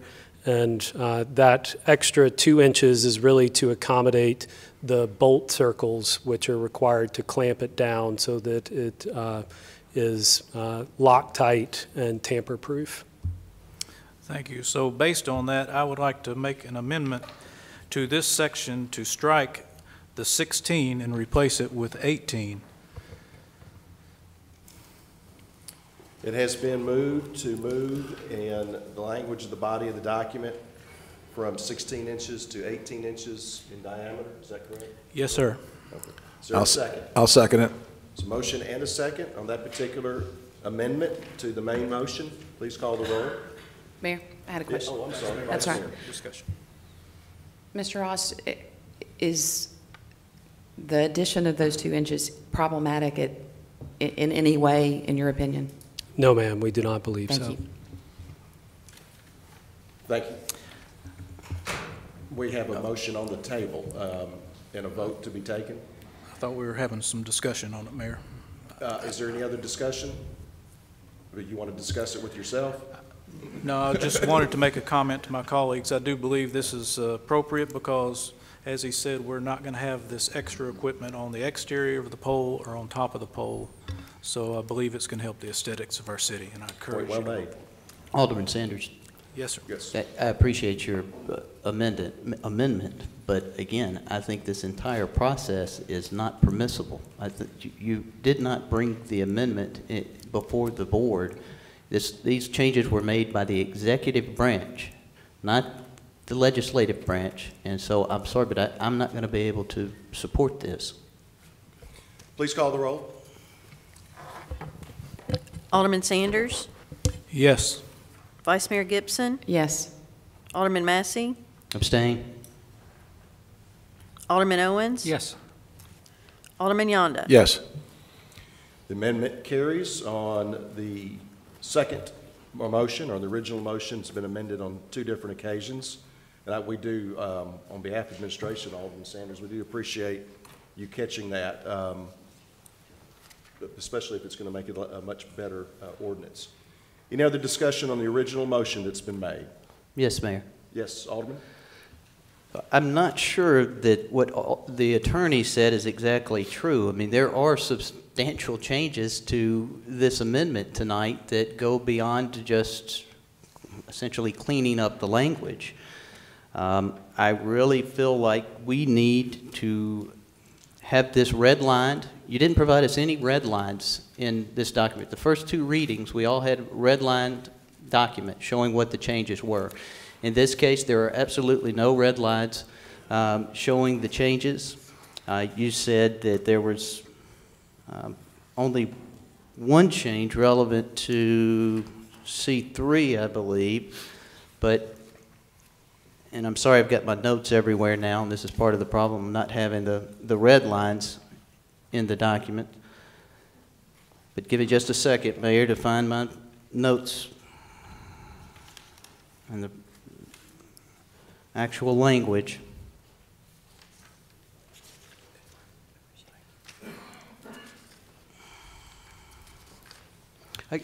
Attorney, why wasn't this brought to us in the form of a red line document? I didn't prepare the document. Who prepared it? Staff? Staff. Mr. Ross, why didn't you prepare this with a red line document to show us the exact changes that were made? Alderman Massey, I think that a red line document would have looked like a murder scene based on the amount of red that would have been on that provided to you, because as the city attorney stated, it's a simple addition of existing and new in terms of the headings, and that it reorganized the language. There were no deletions, but as you and other aldermen discussed at length at the second reading, there was confusing language because it repeated itself. So we worked with Alderman Sanders and city attorneys to come up with a reorganization. Providing the final product shows you the reorganization. I've provided you what you looked at the last one. Well, what I found out is that I sent you emails, I sent the attorney emails, and I had questions emails, and I presented points of concern, and nobody got back in touch with me. Didn't even bother me. So the only people that have been contacted here are you, the attorney, and Alderman Sanders, apparently in some closed-door meeting where we have no idea what was discussed and how you arrived at these changes. You say that there's no important changes. That means they're superfluous, so there was no reason for you to make the changes to begin with. And if it was that easy, then the members of this board should have brought it forward in the form of an amendment, because we're the legislative body, that's what we do, and we should have done that so that the public at home could see it, instead of you doing it as an unelected staff member in a private setting. That is wrong. Mayor, can I comment, please? No, we are going to stay on focus and on topic. You stated your thoughts, Alderman Massey. Any other questions? Well, I believe one of the changes took out one of the paragraphs, but I mean, I guess nobody knows. I mean, Attorney McCarroll's saying everything's the same, but I'm not convinced that that's exactly true. But it appears the rest of the aldermen are comfortable and have a working knowledge and understanding. Well, Mayor, to your point, I raised concerns at the last meeting, and they also all expressed that they were fine with it. And now we found out that everything needed to be changed. So I guess they were wrong then too. I think it was a minor modification, not any major changes. A minor modification doesn't result in what Cameron Ross referred to as a murder scene. That means that there were entire paragraphs that were changed, Mayor. Alderman Massey, now you're beginning to become argumentative. I'm not sure what his interpretation, but I'm thinking since moving multiple paragraphs around, you'd have a lot of red. Was the way I interpreted that. And staff, I don't need you to. Well, and you said that there were no deletions, but I would note that above existing facilities, if you will read the line that says, if upon review of a wireless transmission facility submitted under this subsection C2, there was previously a C3. It was actually C2 through C3. C3 has now been removed. I don't know what else possibly was removed. You know, one thing that the public needs to keep in mind, Mayor, is that we're all part-time aldermen. You have a full-time staff, an attorney, and some well-paid staff members, but we have a limited amount of time to review these issues. And this is just what I found in a preliminary review of this. This needs to be sent back to the Planning Commission, or we need to postpone this vote, have a red line version of this, and vote on it at a future meeting. This is not fair to the aldermen. It's not fair to the public at home. What you're doing is wrong. Thank you, Alderman. On the litany of different, Mr. Ross, go ahead. C3 is actually still there. It's just under existing facilities heading now instead of hanging out there by itself. That changes the document, though. You said there was no deletion, and that is an exact point of where you deleted something from one of these paragraphs. You can say, well, it doesn't have much effect, but you just told us that there were no deletions, and there is a deletion right in front of your face. So whether you're doing it intentionally or not, you're misleading this board, and it's not right, Cameron. Alderman, calm down a little bit. I think he just I'm not upset. I'm just saying that this is wrong. Alderman, you're about to be out of order. The staff just mentioned that it was in a different place now. It's just a matter of placement of paragraphs. Now, semantically, if you want to argue about placement and that type of thing, it's still the same document. It is not the same document. It's wrong for you to say that. The floor is open. Vice Mayor Gibson. Thank you. Contrary to what my colleague has said as far as part-time aldermen, I take this job very seriously, as I know that my colleagues do. When we meet with staff, it is to make the process better for us to be able to work through what we do and don't understand. And so I very much appreciated Alderman Sanders' amendment earlier. As far as what the document looks like, when we go through any of these ordinance changes, when we have 3 readings, they can change at every reading. That is the nature of our process.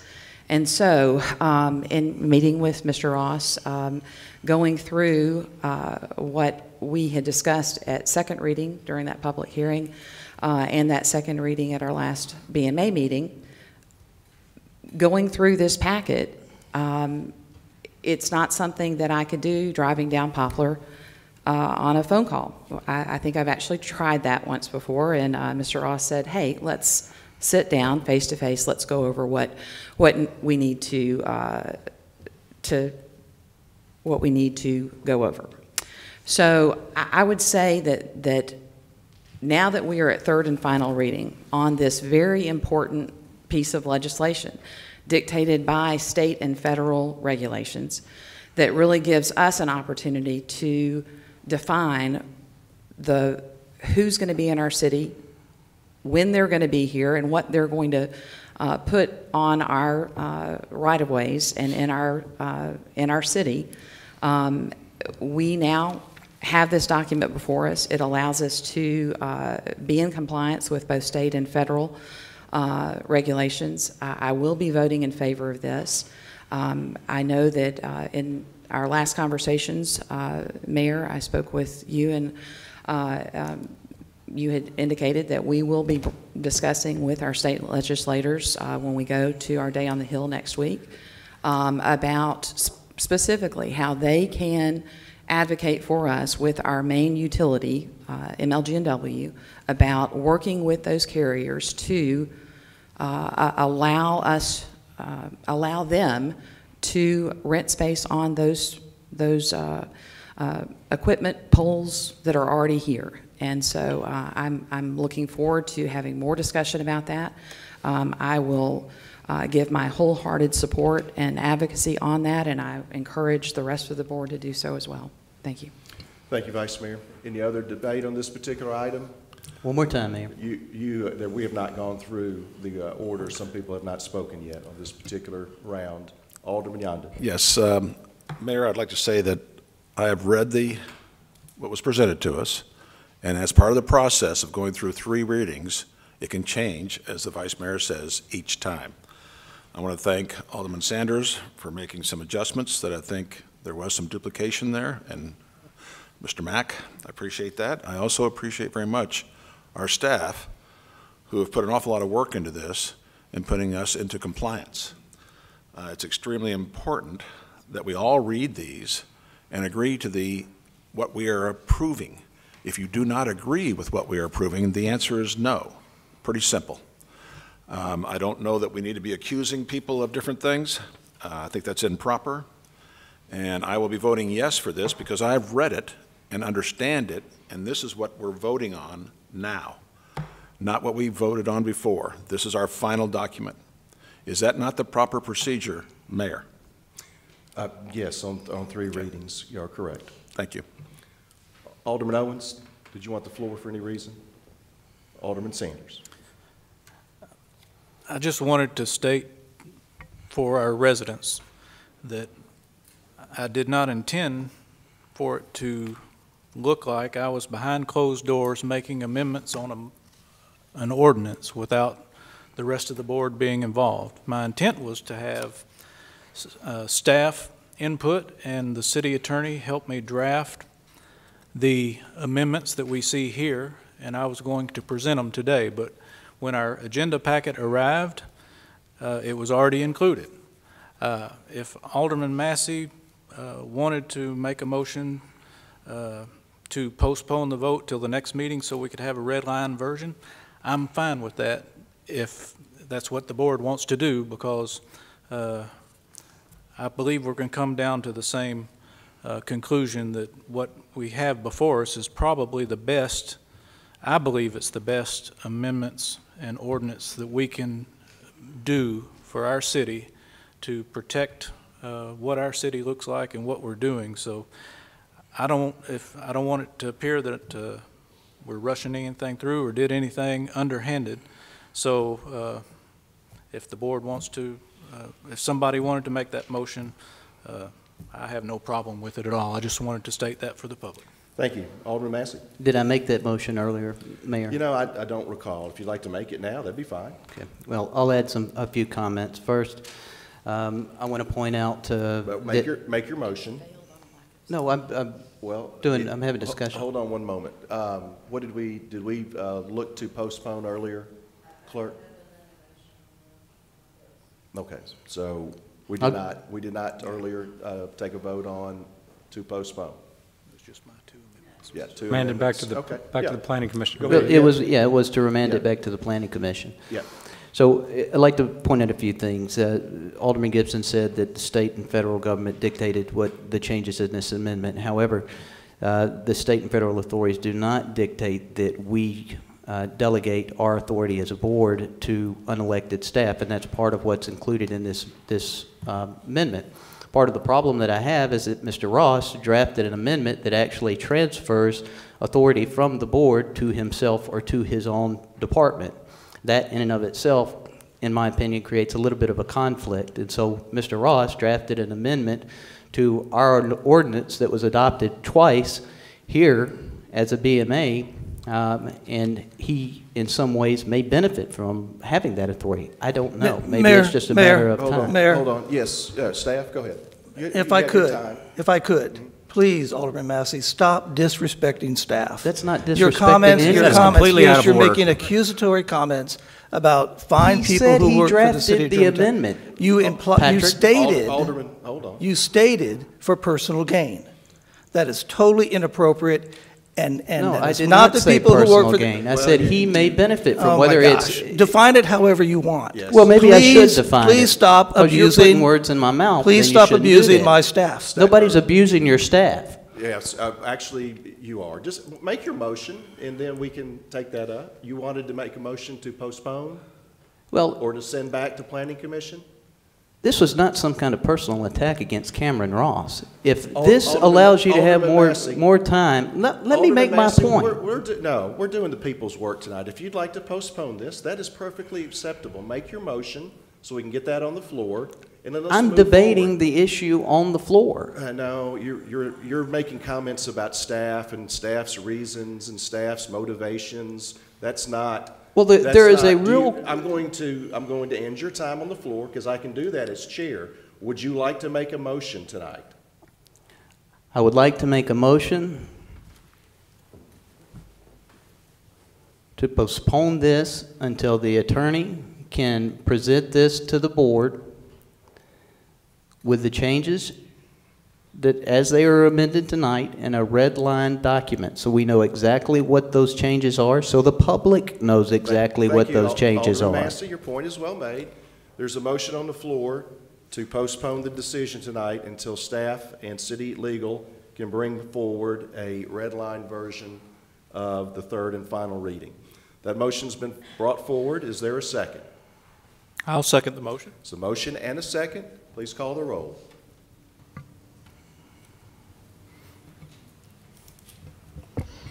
Alderman Sanders? Yes. Alderman Gibson? No. Alderman Massey? Yes.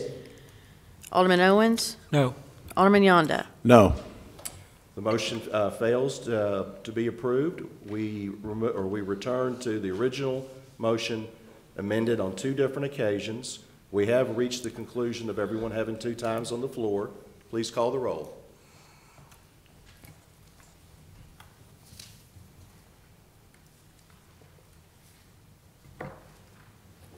Alderman Sanders? Yes. Alderman Gibson? Yes. Alderman Massey? No. Alderman Owens? Yes. Alderman Yonda? Yes. Motion is adopted and is carried. Well, I appreciate staff and our board for making those changes and modifications and also bringing that to conclusion. That brings us to item 16 on the agenda, Ordinance 2019-7, Amendment to Subdivision Ordinance Chapter 17-60, Parkland Dedication, first reading and to set public hearing date. Mr. Ross. Thank you, Mayor, members of the board. The existing parkland dedication ordinance as part of Chapter 17, the subdivision ordinance within the Code of Ordinances, was adopted in 1986. Planning Commission has requested an update to the parkland dedication ordinance to address all residential projects. This is a simple, this is 3 updates. All residential projects shall be required to contribute to parkland dedication. The first update is to include all zoning districts with residential uses. That includes retirement housing and the smart code zoning districts with residential components that have been added since 1986. The fees may be used for parks on a city-wide level. The city does not have parks districts as current ordinance states. The city has neighborhood parks and a comprehensive park complex system. These fees should be used for parks and capital improvements and incorporated in accordance with the adopted Parks Master Plan. And the Parks Director, not the Parks and Recreation Commission, reviews preliminary design plans as it relates to subdivisions and residential projects. Our process includes a technical advisory committee, and the Parks Director is part of that technical advisory committee and is asked to review and comment on plans for all proposed development projects, including those residential projects that would be required for the parkland dedication. This timeline shows the time that has been spent working with Parks and Recreation staff as well as boards and commissions on the ordinance update, as well as gathering input from the Parks and Recreation Commission themselves and the Planning Commission. August was when the Planning Commission made the request to amend the parkland dedication portion of the subdivision ordinance. Planning Division staff presented that along with the next item on your agenda, the tree mitigation amendments to the Parks and Recreation Commission at the end of August. Planning Commission Subcommittee reviewed these amendments and requested some revisions. In October, they reviewed the proposed amendments and requested some more revisions. They subsequently reviewed it at a second subcommittee meeting. In November, the Planning Commission approved it and requested the city attorney to review proposed ordinance language as it related to case law that was brought up at that November Planning Commission meeting.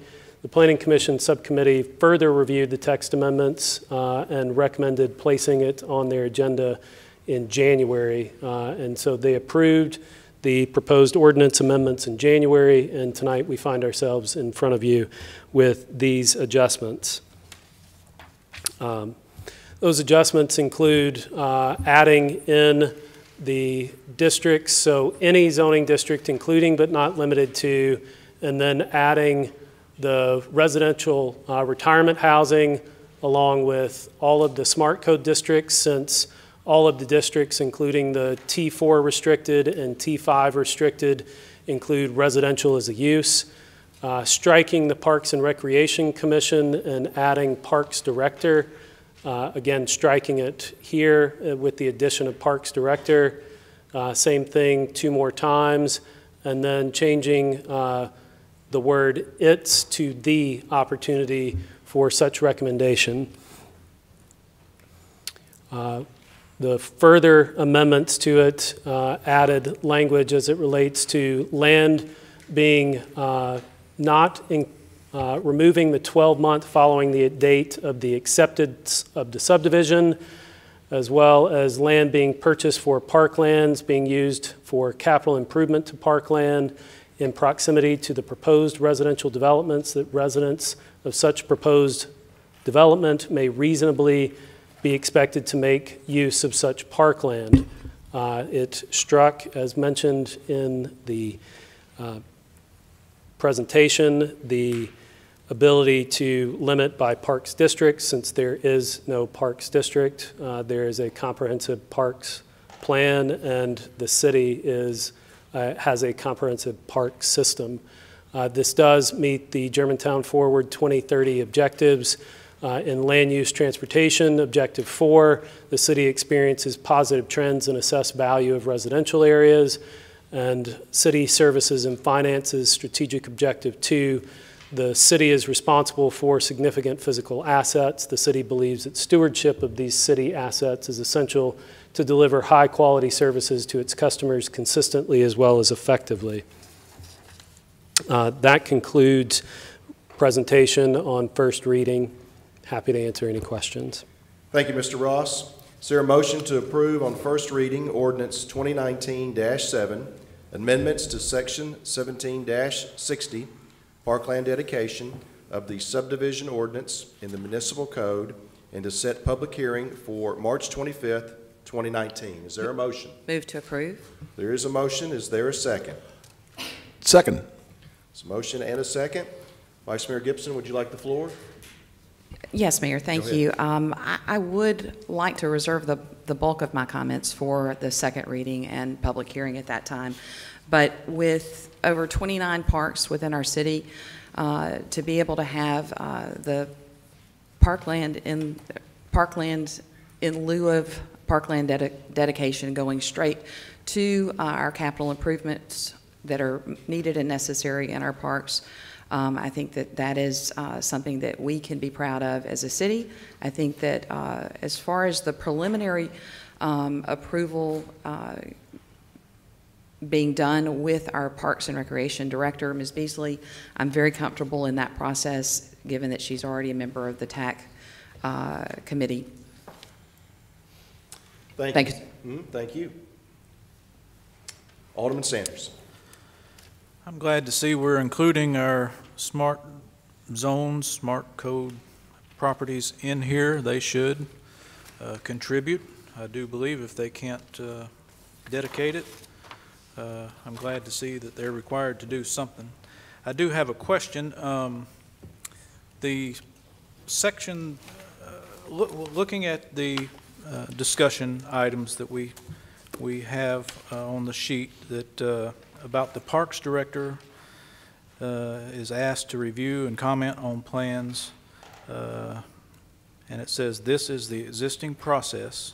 The ordinance language shall be updated to correctly reflect this. But we're striking out the Parks and Recreation Commission and adding Parks Director. So has the Parks and Recreation Citizen Commission been reviewing plans prior as they're submitted and making recommendations? Go ahead, staff. Parks Director Beasley, you want to answer that? Thank you, Mayor. So my responsibility as your director and serving on the TAC committee, and I think the key word that we must underline is preliminary plans.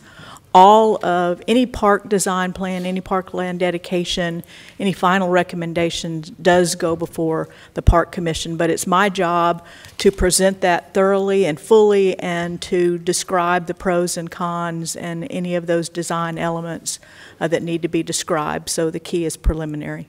So on final plans, the Citizen Commission will still be conducting a review? On park projects, yes, sir. Park projects? Yes, sir. Right.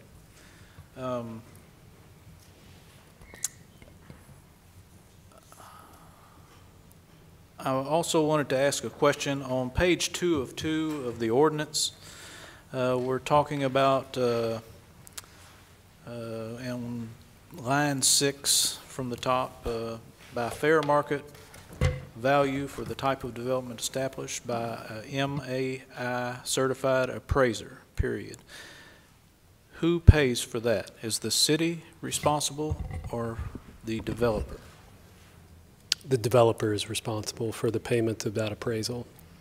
Okay, because I was confused because the next sentence said if it's less than a certain number of lots, it's $100 per lot, and no appraisal will be obtained at cost to the city. So I was just wanting to make sure I was clear. I do not want the city to be paying for those appraisals.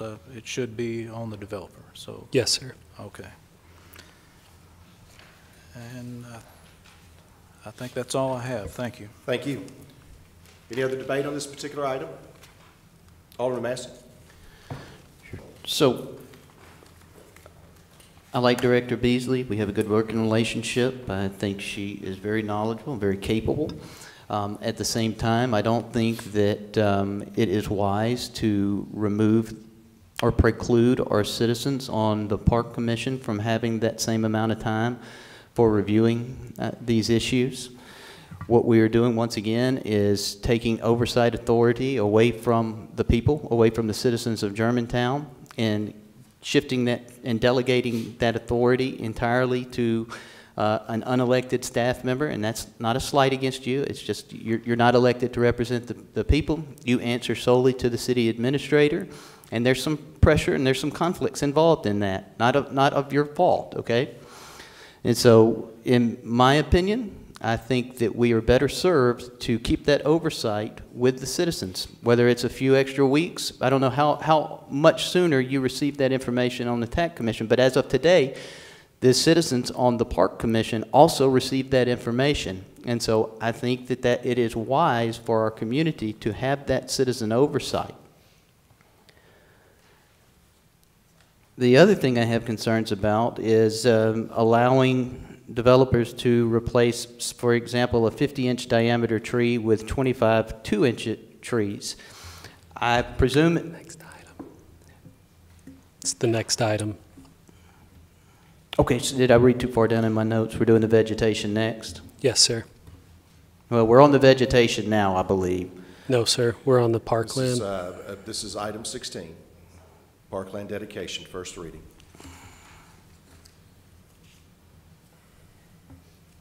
Okay. Sorry, y'all, I got offline on my notes. Yeah, that's fine. Next item, I'll bring up the same issue. Any other debate on this? Alderman Yonda. So to clarify, Mayor, that we're talking about her reviewing the preliminary. You're not making a decision. The citizens are making the decision to forward it on to us in the event that it comes to us. That is correct. She's a member of the Technical Advisory Committee. Okay. And I just so want to clarify that because I was being misinformed. Thanks. Alderman Owens.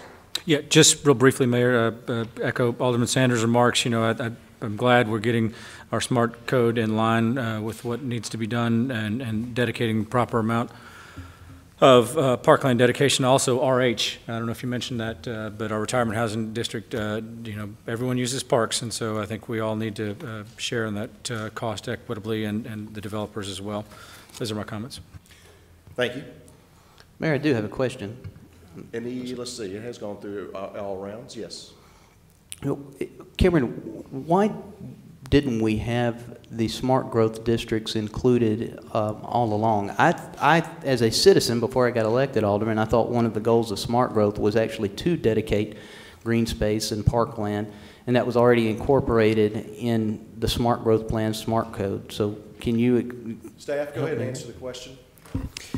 So it is incorporated into the civic space portion of the SMART code. As you know, civic space has to come to this board for approval of a warrant for civic space, so it falls in the same type of process. But after reviewing the subdivision ordinance, because the subdivision ordinance is separate from the zoning ordinance, after viewing the subdivision ordinance, Chapter 17, staff determined that these were missing pieces. Generally, one thinks of a subdivision as single-family residential, so you don't think of the smart-coded types of developments as part of that. So we thought that it would be prudent to also include the smart-coded areas and the retirement housing areas, because retirement housing areas also were not part of civic space requirements within the SMART code. So we thought it would be prudent to have the subdivision ordinance address all of those, and then that also does a double check on any civic space that is brought forward as part of any SMART coded project that includes residential components.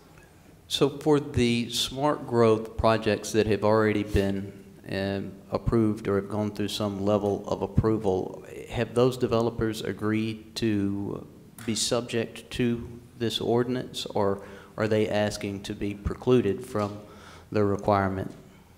Staff, go ahead. This would be for all developments moving forward, and the dedication comes in at acceptance of the project as part of it. So the one development that has not had to directly follow this subdivision ordinance, but did follow it as it relates to the civic space portion of the SMART code, is the Thornwood development.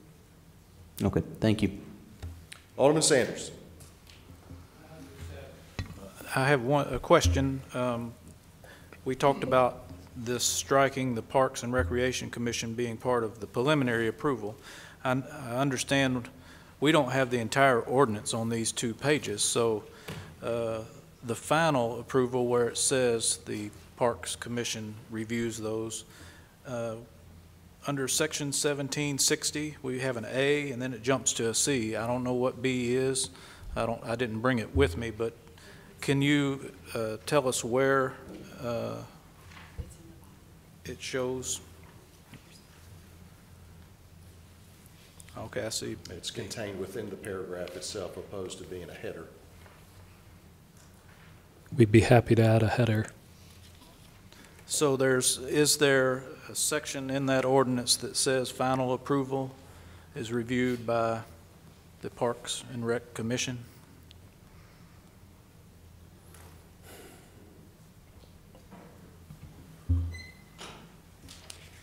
No, sir, there is not.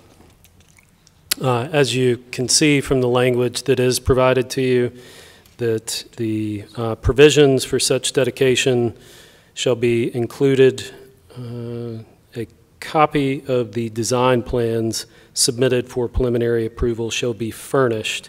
It previously said to the Parks and Recreation Commission, at such time plans are submitted to the Planning Commission. So furnished versus considered or heard or voted on is 2 completely different things. So being furnished to the Parks Director, and it's at the Parks Director's discretion upon review at the TAC Committee, the Technical Advisory Committee, to take it to the Parks Commission. And as shown in the outline provided this evening, this was considered at the Parks and Recreation Commission, and they felt comfortable with the way that this was designed to use the Parks Director position as a conduit to them to make sure that the development itself and any consideration of parks associated with that may come to the city at a future time or may stay on the private side of things would be brought at the appropriate time to the Parks and Recreation Commission for consideration of public parkland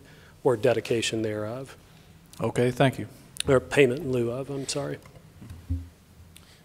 It's been motioned and properly seconded to approve on the first reading ordinance 2019-7, amendments to section 1760, parkland dedication of the subdivision ordinance in the municipal code, and to set the public hearing date for March 25th, 2019.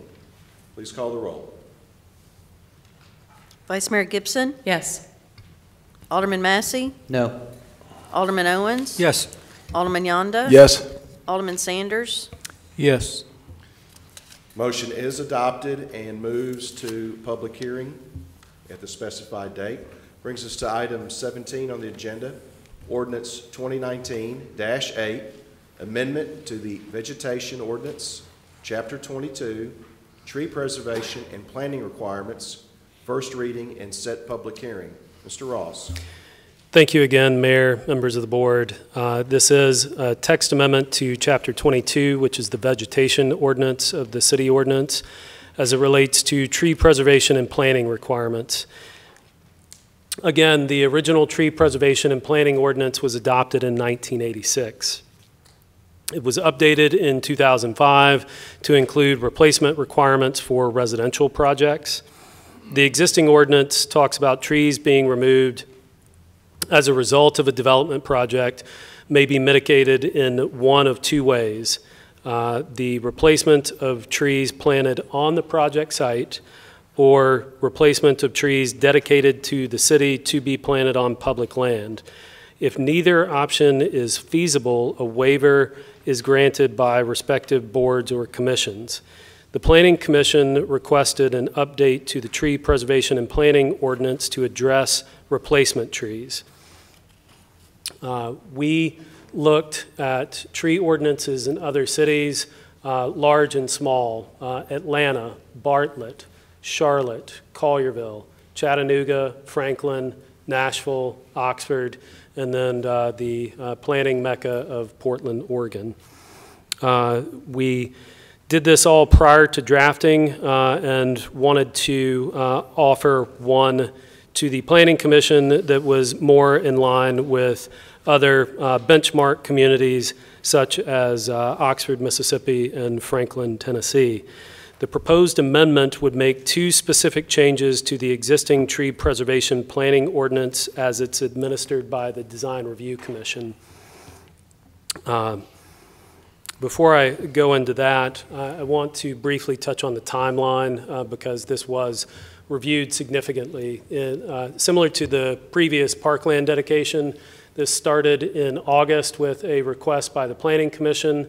The tree board was brought up to speed on this request in August as well with any proposed ordinances and providing feedback, and they formed a working group. The Planning Commission staff presented the proposed amendments along with the parkland dedication amendments to the Parks and Recreation Commission in August. The tree board working group met in September and provided some feedback. The Planning Commission subcommittee also reviewed the proposed amendments and requested some revisions. At their meeting in October, the Planning Commission again reviewed it and requested revisions to add a cap amount. The subcommittee reviewed it in August and proposed other amendments and requested further revisions. In November, they recommended approval of the proposed ordinance amendments. The Design Review Committee started their review at their subcommittee and recommended a revision to the cap at that point.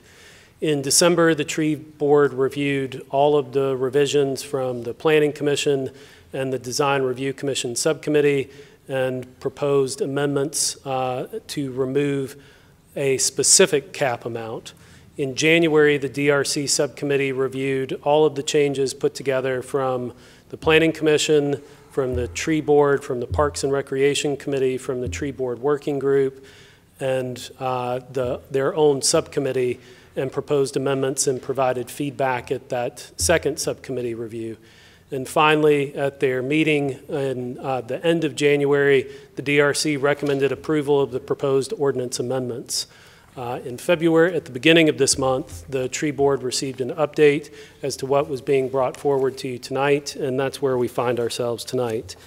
With these proposed amendments, it makes two specific changes, again, to the tree preservation and planning ordinance in 22 of the city ordinance that is administered by the DRC. It establishes the option of a payment in lieu of tree dedication fee to a new city tree replacement account, and it allows for the maintenance of those new trees. If replacement trees are not feasible, that's the option. It would reduce the need for waivers to be granted by boards or commissions.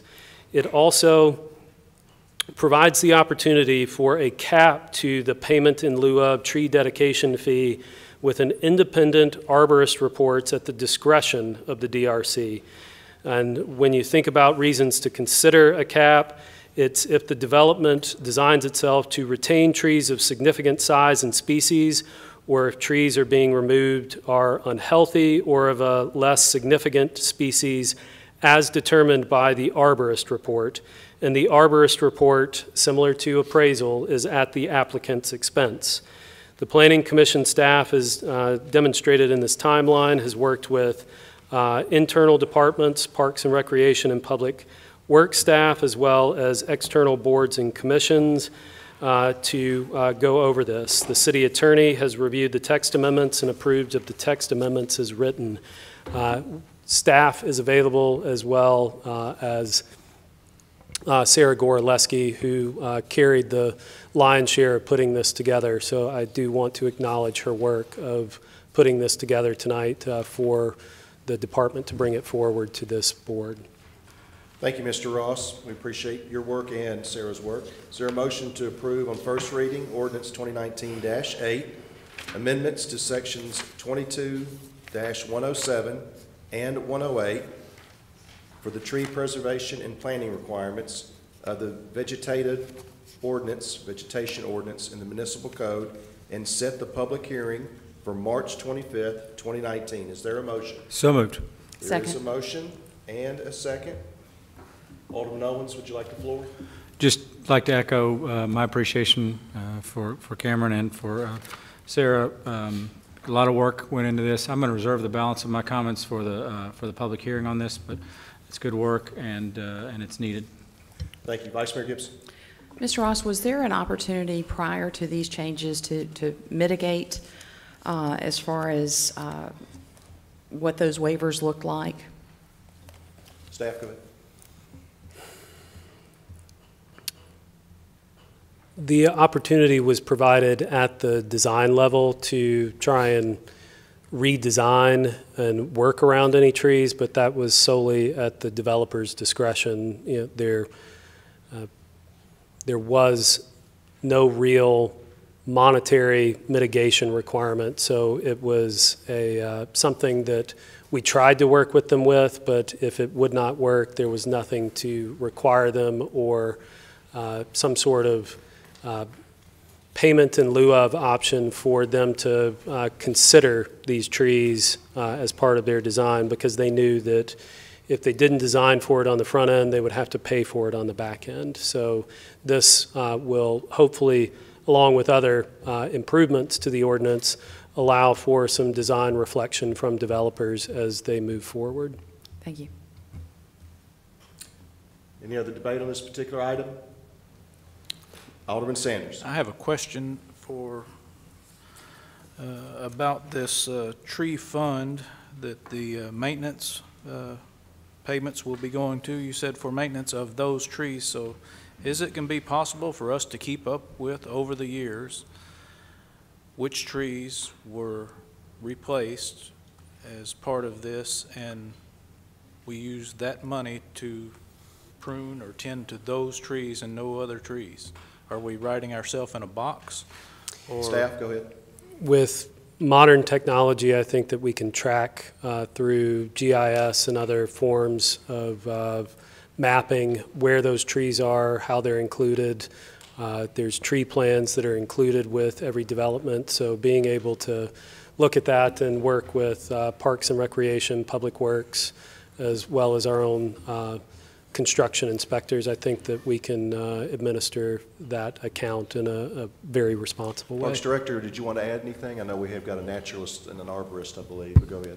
Yes, sir, Mayor. This may be helpful. Our Natural Resources Division, last year we were equipped with a tree inventory database, and part of their responsibility is to manage that. Well, great. I did not know that. I have nothing else. Just as the last change in that ordinance, I'm going to vote yes for this one, just to move it to the public hearing. I'm interested to hear what the public has to say about all these amendments. Any other discussion? Sure, Alderman Massey?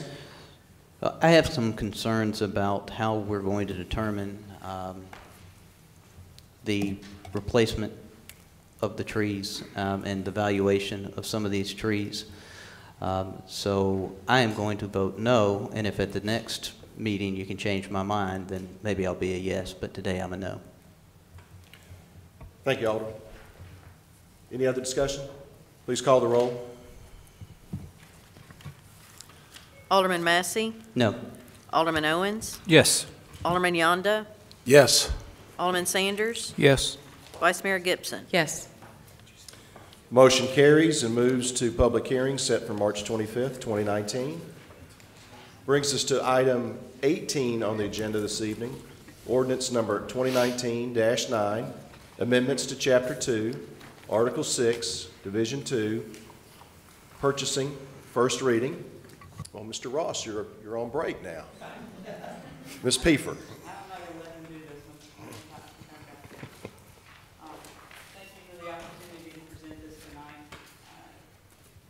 Amendments are in keeping with, and I'm going to change the script just a tad bit, in keeping with our 2030 Germantown Board 2030 city services and finance strategic objective of providing highest objective, superior customer service on a daily basis in the most timely and cost-effective manner by focusing on current needs and services consistently and efficiently. The city procurement department is a support department for the rest of the city. We support that department as our, in any way we can, in the most effective way that we can, in the most timely effective way that we can. With that being said, this amendment before you tonight, these amendments before you tonight, aligns itself with the city's, with the state of Tennessee laws, short of it. These laws were created to ensure that local municipalities maintain consistent, fair, and ethical practices within its ordinances. The state utilizes municipal technical services in the state procurement office to gauge the need. Sorry, I'm not on. I thought I could get on there. To gauge the need for adjustments, changes in the state law. To date, the city has updated its ordinances to reflect these changes as follows. In 1983, the state enacted the Municipal Tennessee Purchasing Law, and the city codified that in 1986. In 2007, the state amended their expenditures policy to reflect the $10,000 that we are at currently now. The city of Germantown followed suit and did that in 2007. In 2008, the state added the competitive seal proposal process, and the city followed suit in 2008 to do so. So in this case, in 2015, the state amended its procurement and expenditures policy to allow municipalities to go to $25,000 with stipulations, and the city is simply doing that now. Over the past, since 2008, there have been items throughout our ordinance that need to be updated. We do not come back to this ordinance very often, so as you can see, it's 12 years. So there are things that have changed in there. So there are some amendments that are based on housekeeping changes that we simply just have changed over the years to do that. And then there are also some changes based on these laws. The city reviews those current policies and procedures to ensure that we are including these updated new laws. And we're also looking at technology to see if there's any ways that we can actually enhance our delivery of services. In this review, the Division II purchasing needs to be updated to reflect the changes in state law. Also, governmental accounting standards need to be changed as well as minor housekeeping ones. These changes were also reviewed by our city attorney in the process. We researched comparable cities in the area to see what they had increased theirs and whether they had increased theirs. To date, the city of Bartlett, the town of Collierville, the city of Franklin, Tennessee, Jackson, Tennessee, and Memphis, Tennessee all have raised their expenditure levels to $25,000. Some of the other smaller areas, such as such as Lakeland and Arlington, are very small. Their budgets are not commensurate to ours, and their populations are not commensurate to ours as well. So they have not moved those as of yet. I'm going to go over next. I'm going to go over the changes. You can look at your red line if you'd like to go by what we're looking at. I'm going to summarize those changes so that you don't have to read it completely along. The current threshold that we speak of, the first one is the thresholds for competitive bids, meaning that we advertise those bids for the public. It's a sealed proposal process. So anything right now is $10,000 or above. We would propose that that would move to $25,000 and above. To update, the benchmark cities in our area also have changed that. We would reflect in our administrative policies, and we do have administrative policies and procedures for all of these items that we're discussing, and then some, to be honest with you. You'll see our resolution will come to you at the very end of this process, at the third reading, which is prescribed by our ordinance, that you will approve those administrative procedures. We feel like that this will increase our operational efficiencies, and the bigger thing is that it will increase our flexibility for small purchases. In many cases, many of those items that are between that $10,000 and $25,000 mark that we're discussing are IRP projects, infrastructure replacement projects, smaller items that would assist our departments in maintaining and actually getting those things ordered a little quicker. Every one of those that we have brought before you, and there have been 79 over the last 6 years, because we've done the analysis on that, over 52% of those were actually IRP projects. They were approved by you. They were approved through this process. However, in doing this entire process, it's about a 4-week deal. When you're putting it on the board, you're moving it through the process.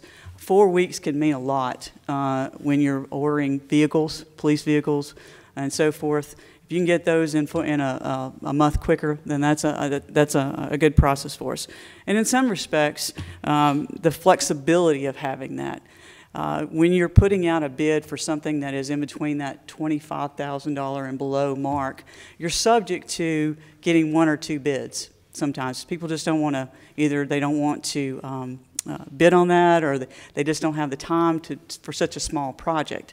So if we were able to have the flexibility of being able to go out and get competitive quotes, and these are competitive written quotes that will come up next. Competitive written quotes, we can go out and get 10, 15 of those if we want to, but we don't have to accept them. When you actually go through the bid process and go before the public advertisement, it's a sealed bid process. We're done once those bids are opened. We can't go back and change it. We can't go back and look at it and say, I don't like this bid. We've got to take that bid. So in this case, we could go out and say, you know, we don't like that amount of money. We need to go back and figure out whether or not this is something that we can make some changes to, something that we don't need to do, and there is a process that we utilize to do that. It's a competitive process for quoting, and that goes through our department. So it gives us a little bit more flexibility in that mind. And mind you, we still only have 79 over the past 6 years. The next item on the list is the 3 written quotations. And that 3 written quotations is 3 written quotations that will be provided to us. We will send those out. The procurement department will be handling that. So those will come back in and they'll be noted. As Alderman Yonda requested earlier, we will continue to do the quarterly report that you like to see those items in there to show that our transparency of doing that. The next item is the change order amount. The change order amount is going from $2,500 to $10,000. To be honest with you, it was aligned with the $2,500 way back in 2007 when we changed it. It was aligned with that. It is now, we should have aligned it when we changed to $10,000. We should have aligned our change order process to that. We did not. So in this case, we feel like after talking with all the persons that are involved, all the departments and the project managers, that $10,000 is an adequate enough amount to be able to do that. In this day and age, $2,500 for a change order, I don't know that there's many that, if any, that get brought to you that are $2,500. Okay, you will still have notification. There will still be that transparency there of being able to know when those and what those things are. The surplus property is the next item on there. And simply put, this was a governmental accounting standard that changed. In 2010, our asset dollar amount went to $5,000. It was previously $500. We went out and we researched the ordinance and the language in the ordinance to allow us the best flexibility in being able to put those out there. Anything over $5,000 in value comes to this board for approval to be declared a surplus. You'll see that when we come and we actually we buy a vehicle. You'll see that. You'll see at the very end of it, we declare this as surplus. That's what we do. If there are items that are not being declared or not being resold or are not being done at the same time, we will bring a separate a separate agenda item to you that will bulk all those together and declare those as surplus. This board approves that. This just allows us to be able to move forward and actually getting that done and changes those levels in there, makes it a little bit cleaner process. The last items that were changed on this is the contract change order. There was some text in there that said advanced, and we changed that to prior to be consistent with the first two, with the lines in there. The competitive seal proposal, excuse me, I'm sorry, I missed one. The word "and" was deleted in section B5 to be consistent with the B language at the top. Basically, it just wasn't consistent. We made the housekeeping things to change it. The competitive seal proposal item that's on there, we quoted the wrong TCA, and it just needed to be corrected.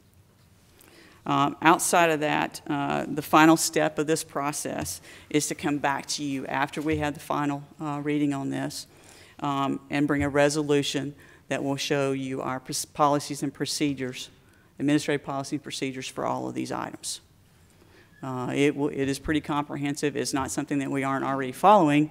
It's just going to be something that's written that you guys can look at and show that we are doing our jobs and making sure that we're efficient, effective, and are good stewards of the city's money.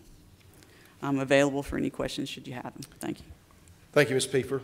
We appreciate that presentation. Is there a motion to approve Ordinance 2019-9 for the proposed amendments to modify Chapter 2, Article 6, Division 2, for purchasing of the Germantown Code of Ordinances and set second reading and public hearing for March 25th, 2019? Is there a motion? Move to approve. Second. There's a motion and a second. Alderman Yonda, would you like the floor? Yes, I want to thank you for all your efforts on this. I've read it thoroughly. I agree with it. It's very understanding, and as long as we get our little report that we like, or some of us do anyway, I think it's going to make us much more efficient. And I know that if there's anything that comes up that you're concerned about, you'll bring it forward to us. Yes, sir. And I appreciate that. Thank you. Thank you. Vice Mayor? Ms. Piefer, I appreciate your time that you spent going over this with me. In the last 6 years, you mentioned that 79 purchases would fall in that change. I think math, about 13 a year. Refresh my memory, you said 5,000 purchases. I know when we were talking, as far as purchase orders that come through your office. Yes, ma'am. We generate in excess of over 5,000 purchase orders a year. So about, give or take, 12 to 13 to 1,500 a quarter. And those things are managed by the procurement department, every one of them. Every one of them go through us. So yes, ma'am. As far as the changes, these will allow you to be able to negotiate. It'll give you that room. With the current bid process, you did a good job of explaining what that is currently. Where we are now, there is no room to negotiate. Once the bid's open, it's done. No, ma'am. Once a bid, like for a construction project or so forth, I know we've had some situations in the past where we've asked, can we change these things? Roofing comes to mind. To be honest with you, you only get one roofing once, and we can't go back and change it. No, ma'am, you cannot change that once that's brought to you. There are other types of proposals and types of things that you could possibly change, which be the competitive seal proposal process. But that is a whole different animal. The typical construction bid, typical bid for products and services, you cannot change that bid once it's provided to you. Thank you. Mm-hmm. Anyone else? Alderman Sanders. To follow up on the question she just asked, could the board not vote to turn down all the bids and then start over? You could do that, yes, sir, you could. The board is the final approval of that. You could do that. However, I will say that, and maybe Matt can back me up on this, when you go out and put a bid out for something, it is your intent to actually do that. The reasons for rejecting a bid should be the reasons that if they're overbid, they did not meet bid qualifications. If that bid met the qualification, is within your budget, then you have no rationale or no reasoning to go out and actually say, I just don't want to do this. That would deter our bidders from actually bidding at that point. So we take very seriously that process. So yes, the board is the ultimate approval of that. You can reject and do what you'd like with it. However, we need to be mindful of the laws and the processes in place for the vendors as well. Okay, thank you. Mm-hmm. I did do quite a bit of research through the MTAS website. I see that numerous cities, Rutherford, Oak Ridge, Maryville, Columbia, and Thompson Station have some additional language in two portions of this ordinance that we aren't changing today, but I would like to make a amendment to the motion tonight in two locations. The same wording, it's very short, but On the first page of this redlined version, under section 2.328, and down at the bottom, under C, emergency purchases 4, I would like to insert at the end of that paragraph, at the next available board meeting. Okay. Also, on the next page, under section 2.331, contract change orders, number 5, that we're making this dollar adjustment to, at the end of that sentence, at the end of that paragraph, I'd like to insert the words, by the next available board meeting. Yes, sir. I believe that's in line with what our other cities around us have done. I don't believe that would be cumbersome upon staff or whoever would prepare that, but as long as we're making these amendments now, I'd like to just add those in to make it easier. Yeah. Go ahead, staff. Yes, sir. We can make those amendments and bring those back at the second reading for you. And we discussed the last one already in the meeting. It was just too late to do anything. Yes, ma'am. Making suggestions. Are you making the motion? Yes, so I would like to make that motion, Mayor. That's been formally made. Clerk, I saw you writing. Do you have that down? Full of it? Okay, why don't you make your motion a second time so the clerk can get it properly? At the end of section, or in section 2-328, C4, insert the words, at the next available board meeting.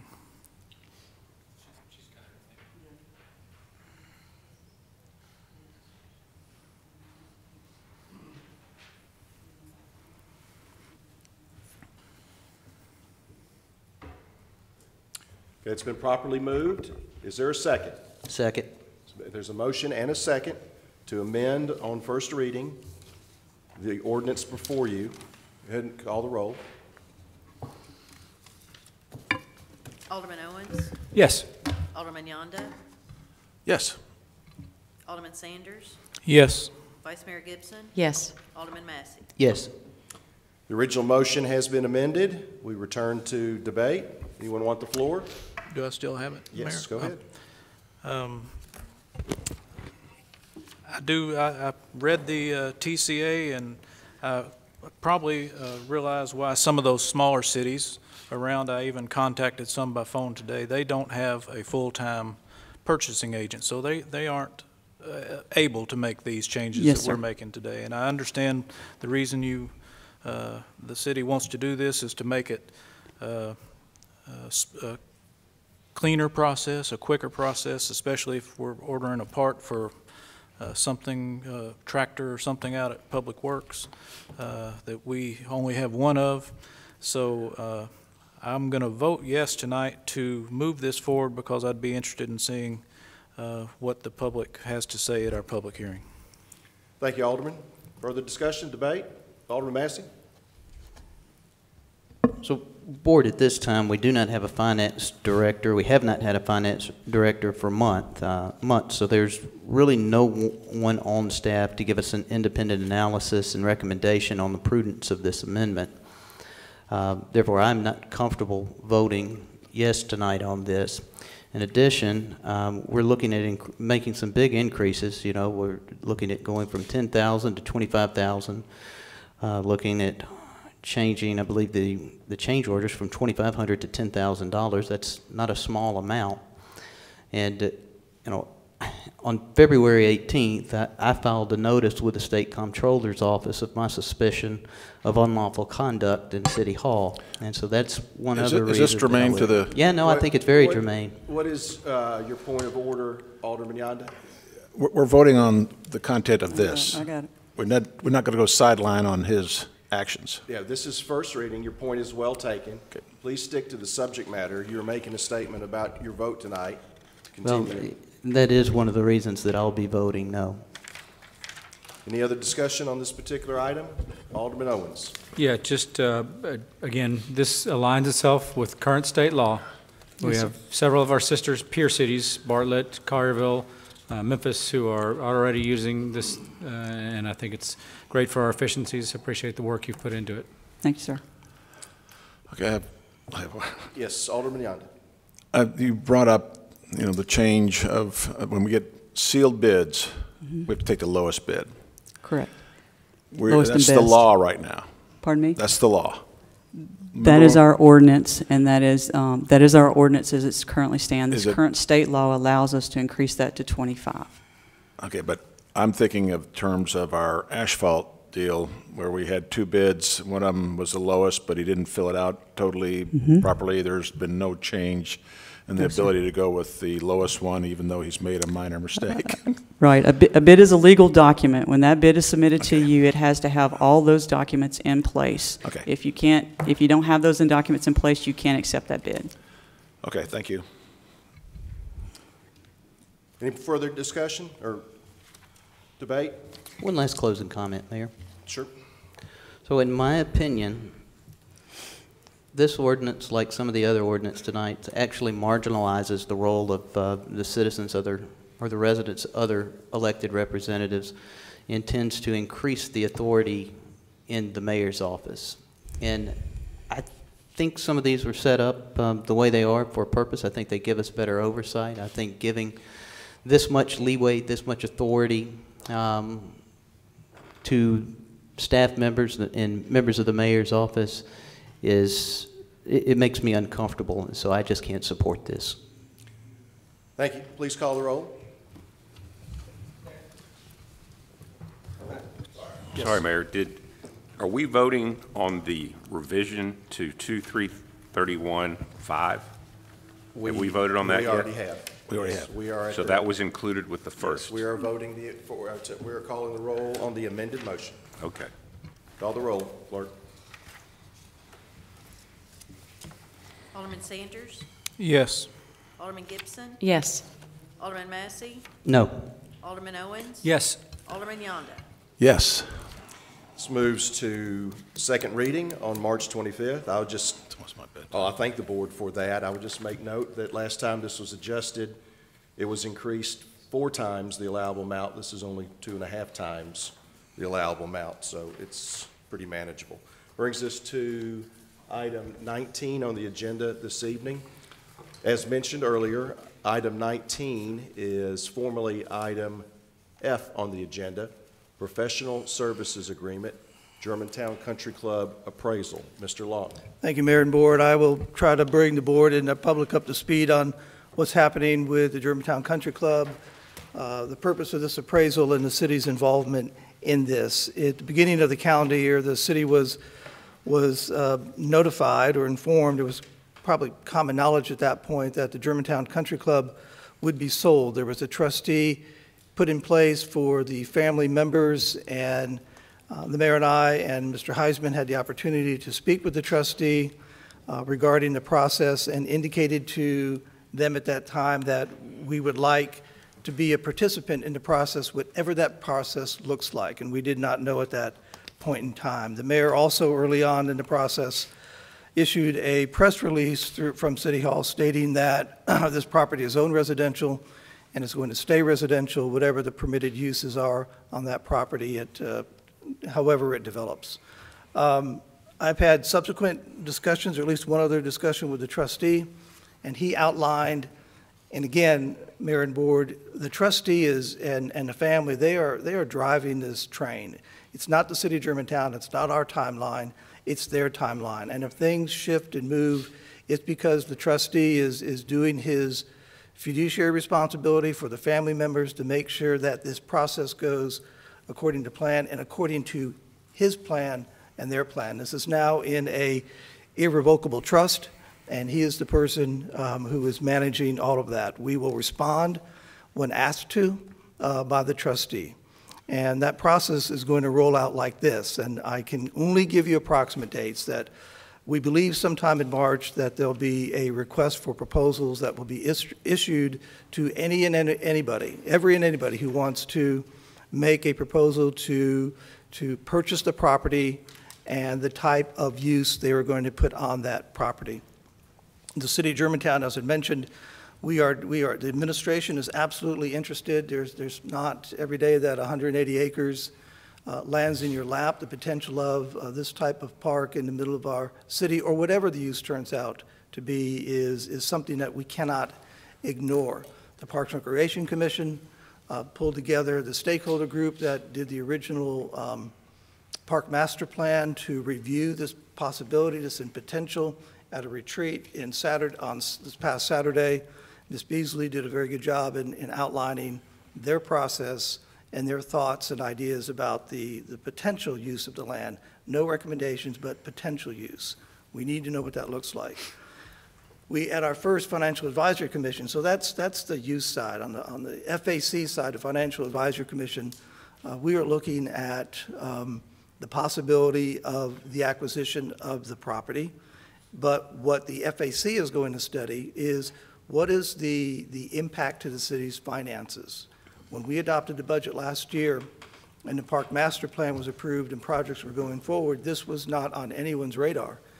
And so with this possibility, the Financial Advisory Commission has formed a subcommittee, and they're only going to focus on what is the fiscal impact to the city's long-range financial plan. How does this fit into the CIP? Does it make sense from a fiscal standpoint that the city pursue this property? But as a way to begin, we need to get an appraisal on the property.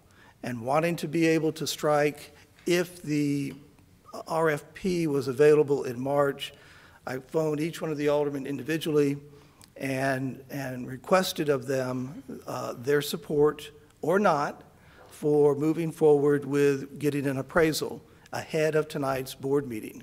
And we selected a company, and all the aldermen I talked to said, yes, move forward now. We selected the group, Bolden and Associates. Their amount to appraise the property is $12,000. They are extremely familiar with the property. They know it very well. However, if the city is going to make an offer on the property, we have to have some basis and rationale for why we offered this amount or that amount. And the appraisal will give us the amount that we can look at and say we're going to stay within this range. We can do nothing without that.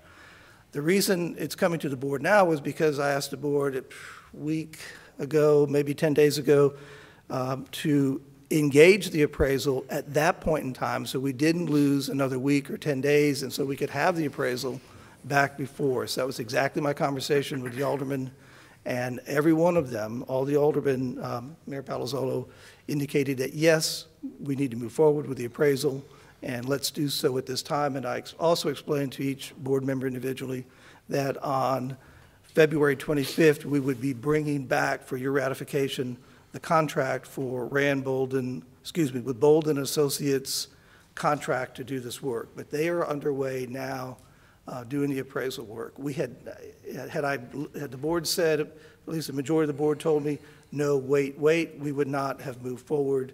But that wasn't the case. Every alderman indicated that, yes, let's move forward, bring the contract back to us. And I also explained the amount of the contract as well. So, Mayor, board, that's where we are this evening. That's what's in front of you. Thank you, Mr. Lawton. Appreciate that. Is there a motion to approve a professional services agreement with Bolden and Associates in the amount of $12,000 for property appraisal services related to the Germantown Country Club and approve budget adjustment number 19-59? Move to approve. It's a motion by the Vice Mayor, seconded by Alderman Yonda. Any debate on this particular item? Please call the roll. Alderman Sanders. Yes. Vice Mayor Gibson. Yes. Alderman Massey. Yes. Alderman Owens. Yes. Alderman Yonda. Yes. The motion is approved and the item is adopted. Brings us to item 20 on the agenda this evening. Earlier, while setting the agenda, it was brought forward by Alderman Massey and properly seconded and voted on to add parliamentarian and debate of the timeline for public debate during agenda items. That was brought forth in the form of a motion and seconded. Mayor? Sir, yes. I would like to move that we reconsider our action taken relative to adding this item to the agenda. Is that a motion? There's a motion to reconsider the action taken earlier by the board on item 20. Is there a second? I'll second. There's a second. We do not have a parliamentarian, and that was part of the discussion on this particular item. The reconsidering a motion can be brought forth by Only a someone person who's won who was on the winning side the same day. Okay, so is this motion in proper order?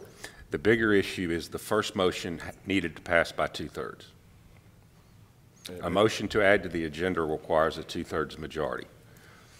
Let's see what we did. All right, so we have right now, we have a motion to reconsider, though. Is that in good order? Yes. Alderman Sanders, Alderman Gibson, or Alderman Massey could bring the motion. Okay. It's been properly moved and motioned. Discussion? Wait a second.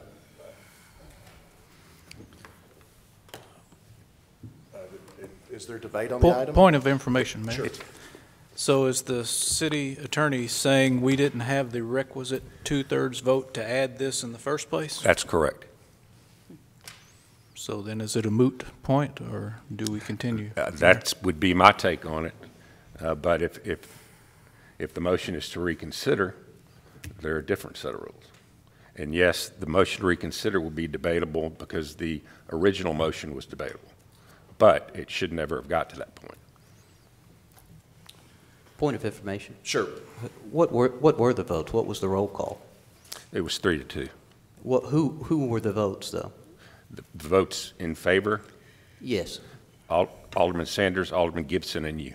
And so Alderman Yonda and Alderman Owens voted no? Correct, and they couldn't bring the motion. Only the victorious side can bring a motion to reconsider.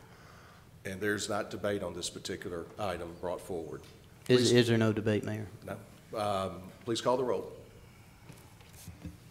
May I offer a friendly amendment to Alderman Gibson's? Really, there are no friendly amendments in a certain sense. You just bring an an amendment. and then someone will determine whether it's friendly or not. Go ahead. Well, I would ask the board in their reconsideration just to reconsider and have it placed on the agenda at the next board meeting. That's my motion. It has been motioned to bring the item 20, to the next scheduled board meeting. That's been amended. Point of order, Mayor. Yes. I think Yeah, I don't we think have taken action, the city administrator has taken action to hire a parliamentarian before the board had an opportunity to vote on it, so I think it's rather urgent that we vote on it tonight. Point of order. Yeah, what's your point of order? The clarification is that we did vote on that December 18th, 2018. No, no, point of clarification. Yeah. We voted to start the process of selecting a parliamentarian, and then the city administrator and you agreed that we would vote on the actual selection of the individual who would serve as the parliamentarian. That's the point I'm making. Point of clarification, Mayor? Yes. Yeah. The January 14th minutes reflect that we were giving approval to your administration, to the administration, to hire a parliamentarian to serve a certain period of time. And we don't have those minutes in front of us, so we'll go back and review them. I'm sure the entire community will. Mayor, I actually have it on recording. I can play it for you right now. Mayor, and that's accurate in terms of the 6-month period of time, and given the base pay or the rate per meeting that Dr. Schultz would be charging during this 6-month period of time, it doesn't come near the board's approval authority in terms of even coming close to the $10,000. So the administration is absolutely acting within its right and purview in bringing in a parliamentarian during that short period of time, because it's not going to come close to the $10,000 threshold. So our intent is to have a contract written up with Dr. Schultz and have him at the meeting on the 25th, as opposed to being debated any further. Well, and thank you, City Administrator. We do hire contractors without board approval. That's within the purview of administration. Mayor, I'd like to make a motion to recess, and I'll pull it up on here, and you can hear where the city administrator and you agreed with the board that we would be able to vote on the selection of the individual who would serve as the parliamentarian. Right now, there's a motion in front of us about reconsidering this vote. We're actually debating what was so what you brought forward. So let's not do that. It's not a debatable item. Let's vote on the reconsideration brought forth by Vice Mayor Gibson, who is part of the winning side. So please call the roll on that particular item. Alderman Massey, Can you restate the motion, Mayor? The motion is to reconsider, meaning our Vice Mayor brought it forward to reconsider the vote. So you're voting on the original motion a second time. Go ahead. I move we reconsider our action taken relative to adding this item to the agenda. Please call the roll. Alderman Massey, No. Alderman Owens, Yes. Alderman Yonda, Wait a minute. Are we voting the same on the other motion? Are we voting for the other motion, or are we just voting to reconsider it and then? It'd be a vote in the You're affirmative voting or the negative. whether or not to allow the vote to reconsider, Okay, and then we're going to vote again and then on you it. vote. Okay. Yes, I want to reconsider it. Alderman Sanders, No. Vice Mayor Gibson. Yes. All right, the motion to reconsider is approved. Moving back to item 20 on the agenda, please call the roll on whether there's favoring moving forward with adding that to the agenda. Alderman Owens, No. Alderman Yonda. No. Alderman Sanders, Yes. Vice Mayor Gibson, No. Alderman Massey. Yes. All right, the motion carries and is approved, and so item 20 will not be on the agenda this evening. We've reached the conclusion of our Board of Mayor and Alderman work this evening. We are adjourned. Please stay seated. We are now convened as the Germantown Beer Board. We have business to come in front of the Germantown Beer Board, and that'll be item 1 on your agenda. It was formerly item 19 in your book. If you'd like to pull to that particular item, there's a motion, or there is a subject matter in front of you. The Beer Board hearing this evening will take up the suspension and/or revocation of beer license for the Fresh Market located at 9375 Poplar Avenue. Prosecutor Clapper, you have the Beer Board's attention. Put on your case. Thank you, Mr. Mayor. My name is Rob Clapper. I am an assistant prosecutor here with the city, and I am here tonight representing the city to bring this matter before the board. Before the board is the matter involving the Fresh Market and the sale of beer to one underage person. Here representing Fresh Market is Mr. Lofton. If you will, come to the podium, please. Sir, if you just want to come forward and just be to the right of the city prosecutor in case you are called upon. Thank you, Mr. Mayor. Mr. Lofton is the manager at the Fresh Market. He has been the manager there since August of this year. This is, to be frank, not the Fresh Market's first time before this board, but it is the first time before the board under the new management. Myself and Mr. Price, Chief Prosecutor, have spoken with Mr. Lofton about the incident and about different remedial measures going forward to make sure that this doesn't happen again. We are recommending a fine of $1,500 payable immediately in lieu of suspension, and that coupled with the remedial measures taking place at the time of the incident and going forward, we're confident that Fresh Market is not going to be before this board anymore. As far as the remedial measures go, I will let Mr. Lofton tell you what they did at the incident and then afterwards. Prosecutor, would you like to go ahead and is there an admission of guilt or a not admission of guilt by the defendant? It is an admission of guilt, and this is a fine in lieu of any sort of suspension. Okay, and we usually take things with two motions, first for admission of guilt, and then we'll allow the defendant to speak. Is there a motion to fine the Fresh Market located at 9375 Poplar Avenue guilty of a violation of the Germantown Beer Ordinance regarding selling beer to a minor? Move to approve. There's a motion. Second. There's a motion and a second. If the defendant would like to come forward and talk about any remediation or anything else, and then The board can ask any questions of the defendant if necessary. Go ahead, sir. All right, so the day that they came in and did this thing, I was notified by the officer that was giving the citation to the team member that sold to the underage customer. And so immediately I sent him home to call him back later on to serve him termination notice due to breaking policy, violation of selling to a minor. Since then, we have some courses called FMU courses. What that is Fresh Market University, and what that is it's a computer-based training that all team members go through as far as alcohol selling, to-dos, not to-dos, proper etiquette into selling alcohol and beer. And so other things that we have put in place is we call it the red box ID. Any IDs that they see, they look for the little red box, which that indicates that a person is under 21.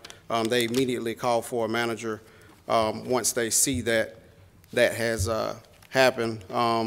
Everyone has been retrained on how the process should look as far as alcohol sales. Like I said, they went back through the computer-based training. Minors, to call the manager on duty to process the sale. All team members are to card every single customer that comes through, no matter age, no matter gender, or anything like that. So that is the policy, that we are to card every single person that comes through the register that is trying to purchase alcohol or beer. We have signs posted at each register to remind each team member to card every customer and to be aware of that red box when carding customers coming through. And we also work through a program called the BARS program. And what that program does is it raises efficiency in this area. A little bit more about it is they usually send in a person in between the age of 21 to 25, maybe 2 to 3 times a month, to see if we are carding and if we are not. And those things are come back to us in a report whether we passed or not. So that's something also that we're doing in order to make sure that we don't go down that road again. Thank you, sir. Does the beer board have any questions for this particular defendant? There's a motion on the table of the admission of guilt. Please call the roll. Alderman Yonda. Yes. Alderman Sanders. Yes. Vice Mayor Gibson. Yes. Alderman Massey. Yes. Alderman Owens. I'm sorry, point of inquiry, I guess. I thought we already voted on the admission of guilt. No, we just brought it forth as a motion. My bad, yes.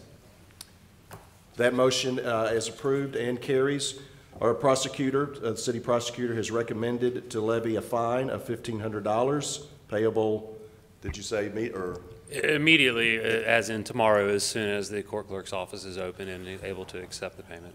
Is there a motion to accept the recommendation of a $1,500 fine levied on the Fresh Market located at 9375 Poplar Avenue? So moved. Is a motion? Second. Is a motion and a second? Any discussion? Debate? Go ahead, Alderman Sanders. I have a question for our prosecutor. How many times you indicated that this wasn't the first infraction for Fresh Market? Yes, sir. Let me have it right here. The first time going back was 2006. There was a $1,500 fine. January 2013, a $500 fine, and 2015, and that was a $1,000 fine. I can't speak to the remedial measures put in place back then. What I'm speaking to now is what has been told us that's going to take place, and we feel that those measures in place with the fine are enough to ensure that we're not going to be here again with this defendant. In your recommendation of the $1,500 fine, does that fall in line with what we've done with previous folks that have come before the board with 3 previous infractions? It is on the higher end of the fines from my experience. It is not a light fine. Is there a maximum fine that the beer board could impose? Per state law, I believe it is $2,500. Correct. Okay, thank you. Any other debate, discussion, questions? Alderman Yonda? I go to Fresh Market. I find it hard to believe that this has happened again. This will be the fourth time, right? Is that what you're saying? I can remember two other times. They go through the procedures they go through are, to me, my wife enjoys them because she's definitely over 21, but I just find it hard to believe that y'all are having this problem over and over again, and I will agree with the 1,500. At first, I thought it was a little excessive, but and the next time you come, it's going to be $2,000, I think. I mean, it's strange that this has happened to y'all. It's a great store. We appreciate you being here, and but I am going to go with the 1,500. Thank you. Vice Mayor Gibson? Mr. Lofton, did you say that now the policy of Fresh Market is to have every person purchasing beer show their ID? Is that Yes. correct? Per the computer-based training that they receive online, and that's actually the first things that they do when they're hired. Also, before I terminated the employee, I went back to make sure that he did have the proper training before we moved to termination, and that was a big determining factor on me terminating him that day versus other disciplinary measures. Thank you. I'm sorry, Alderman Owens. I'm disappointed to see you guys here in front of us again, but I appreciate the fact that it's under your watch. It's the first time.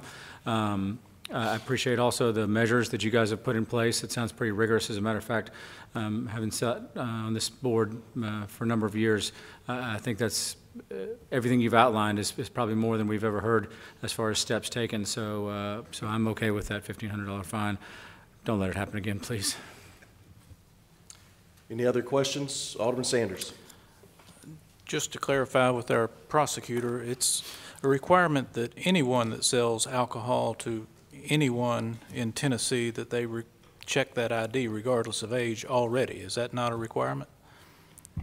I believe that is a requirement. I don't have the statute in front of me, And though. the statute changed a few years ago, if I remember correct, just because it wasn't to see that they were old enough. Actually, the statute said that they had a valid ID. It wasn't expired. So you could be 25 or 65, and you went in, if you had an expired driver's license, you wouldn't be able to buy alcohol.